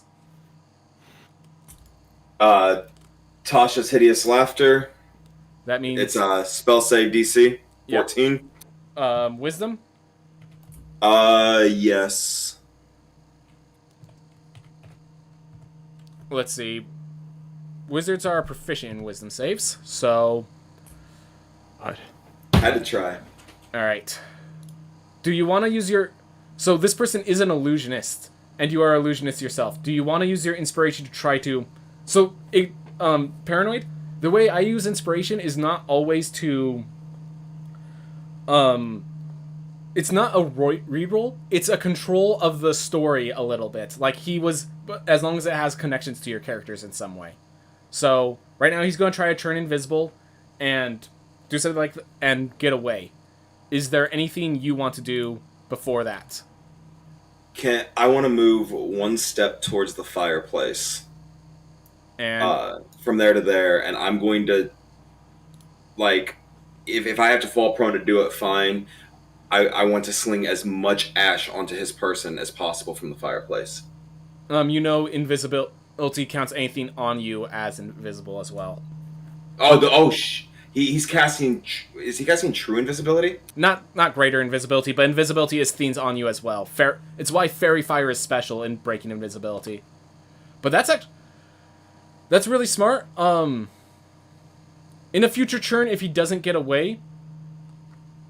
The technical text of invisibility says anything he is wearing or carrying. Okay, wearing or carrying. That's a good point. All right. So, you fall prone, and can you make either athletics or acrobatics to kick the dirt in? Otherwise? Yeah. Yeah, acrobatics, and then it's still not going to be great, but... Well, I'm glad that during the fight is when all the bad rolls showed up. That was actually supposed to be a 19, but not a 21.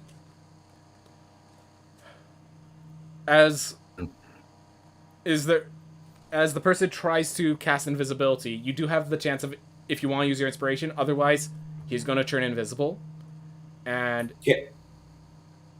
so you're saying use inspiration to influence the story. If you can help me out with this one. I did say countering spells is possible. And so because I'm an illusion wizard, you are a master of this school of magic as well. Yeah.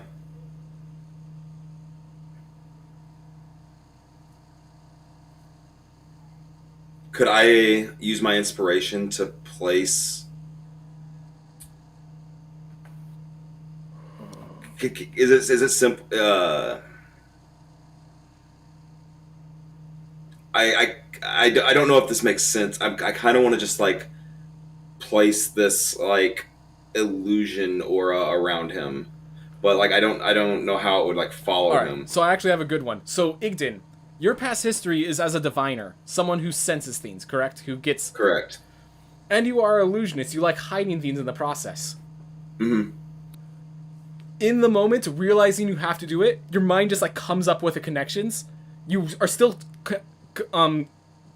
as far as I know, you have no reason to not be concentrating on detect magic still, correct? Only if it's been long enough. What? Yeah, only if it's been long enough. So from knowing the magic in this area, the seals that you have very good sense. Pulling from the magic of the seals that were deactivated already, pulling from your knowledge of illusions, from your knowledge of divinations, you basically make a sensor, kind of like think of like an ankle bracelet that knows your position, and you invisibly connect it to him as you kick the ash. Even though he turns invisible and runs away, you know exactly where he is, and as long as you maintain concentration, you will know exactly where he is. It's like the spell Mind Spike. I think it's called Mind Spike. Basically, you now have a sensor, like locating creature sort of sensor on him. And because of your illusionary abilities and your diviner abilities, he doesn't realize that you put it on him at all. Alright. So I will not be turning him invisible as he moves. As he turns invisible and starts heading for the door, actually. Front door. Ooh. During closing phases, the time to retire. I don't really have much. If you want to continue the fight, obviously you can chase him down.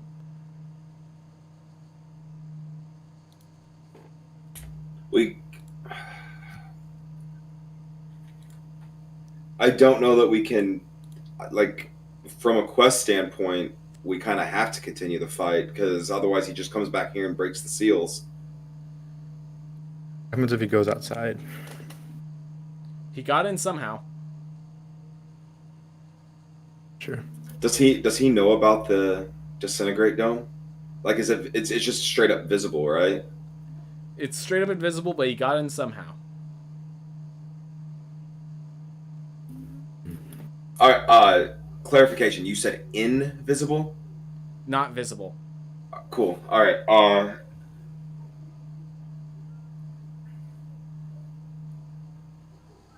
I'm gonna let him be confused. I'm going to give chase. All right. And basically let him know that I can see him within. Using my memory, my intent is to corner him through the disintegrate field without crossing it myself. All right. So we continue initiative then? Just move you forward? Yes. All right. Orcus, your movement. My bad. Sorry, I shouldn't have moved you. That was my bad. I'm going to move back here just so I can... yeah, count it out. Measure. Yep, measure. My apologies. That was my bad. So I'm going to move to right there and cast Firebolt. All right. The Firebolt, whether it deals I will give you significant advantage. damage. I will give you advantage because he does not see you, think you know where he is, and therefore does not dodge out of the way. All right, so just one more, or do you want me to reroll? One more. Yeah. All right, perfect. So that's five fire damage. Yep. There's the look of absolute shock as you let it, just like, Riftwinds are built different, I guess. Ugh.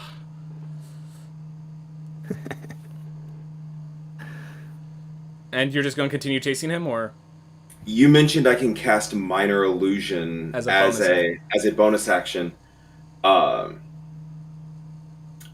going to use my Minor Illusion on my turn to place my... Now that he's completely outside of it, the friend, I want to put my friend in pure demonic form right behind me. Right. Your friend?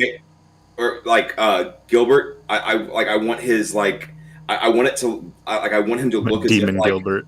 Or Devil Gilbert. Like I want it to look like now that the human is dead, as if the devil is coming out. All right. Again, just pure intimidation tactic, keep him running. Arcana or intimidation check, your choice. Intimidation is lower. Arcana all day. Yep. All right. Definitely That's going to be a close... If that's contesting, that's going to be hard. Yeah, no, he sees it as like it's still the shock. The fact that you saw him, it seems more shocked that you saw him more than anything. As he starts to make his way out of the room, and the laser, you see kind of he is still invisible. The tiefling is just kind of shocked as the door opens, but no lasers are shot off. No disintegrations. But he is currently in the field when he ends his turn. To my knowledge, he should have or should not have been disintegrated. He should be dead right now. He should be a pile of ash. Interesting. That means he's controlling the disintegration field. Or understands how it works better than you do.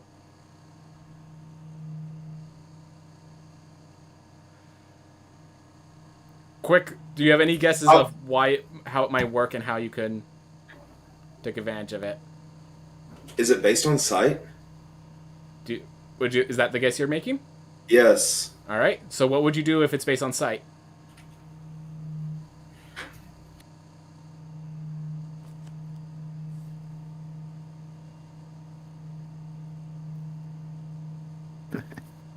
You do get your first action, so if you could figure this out, you could get him before he runs past the grid and basically escapes.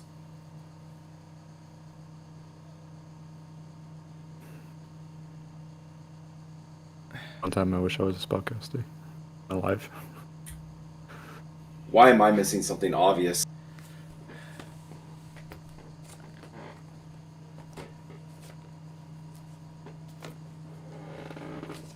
Once we're done with this, I think whether he escapes or not, we will be ending the session, and you guys can have your last night here.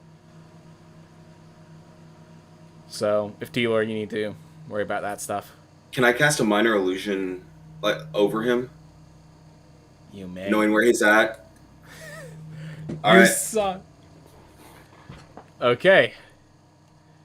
And with that, you see it. Very glad. So you make a minor illusion of him in front of the disintegration field, which then fires its shots.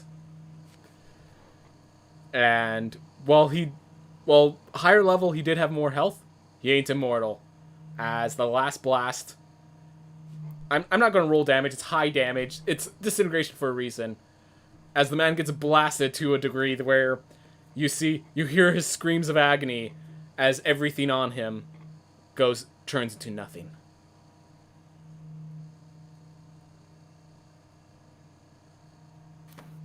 Did it? You did it, actually. I died. You're not dead, you're just not conscious. Yep. I'm cuddled by a succubus right now. We may want to... I turn, I'm like, we may want to keep you a secret if we want to get you wherever you need to go. You see the tiefling kind of in panic as you turn around after being done there. You see Taylor at the tiefling. Oh wow, that was a loud noise. My apologies. Alright, well, I do know Taylor needs to go. I very much appreciate you for staying as long as you did. Of course, nice little... How long was that stream? It was 3.5 hours. Got a lot done. Yep. And we're basically closing up. Like, there's still a few more things I needed, but I feel like a lot of it is now just bookkeeping at this point. You guys dealt with the ghost, which, surprise, wasn't a ghost at all. You guys dealt with the demon. You guys nearly opened up and got everyone killed. Well, to be fair, you are going to be releasing a devil in Riftwind still. Yeah, you are.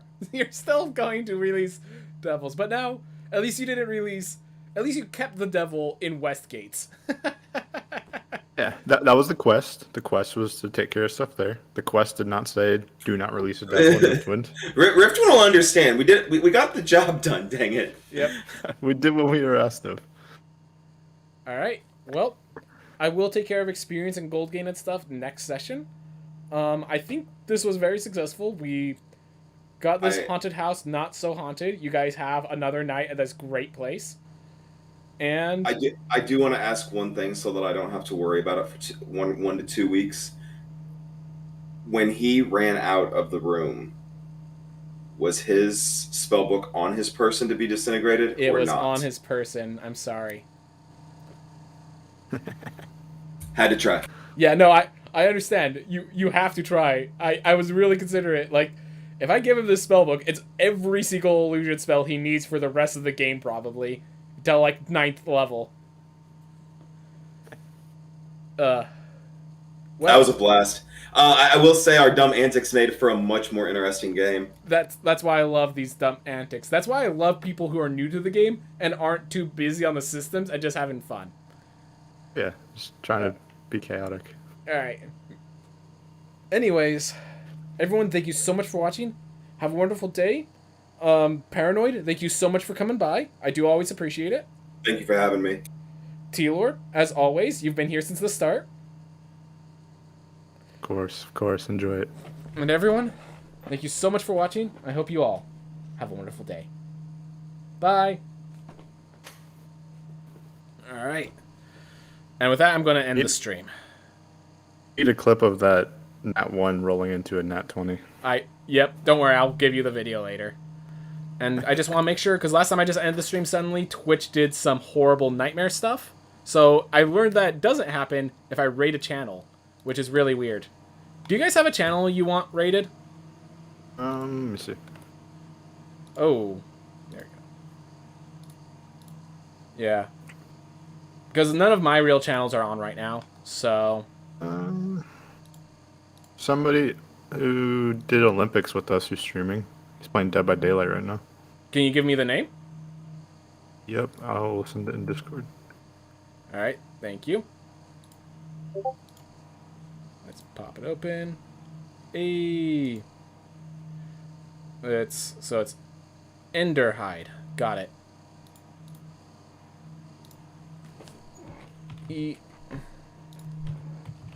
Enderhide. There we are. Awesome. Thank you everyone for watching. We're raiding the channel, and I'll see you guys later. Alright. Gonna take 10 seconds to raid, apparently. I want to see the raid happen, and then I'll hop off. Yep. Raid now.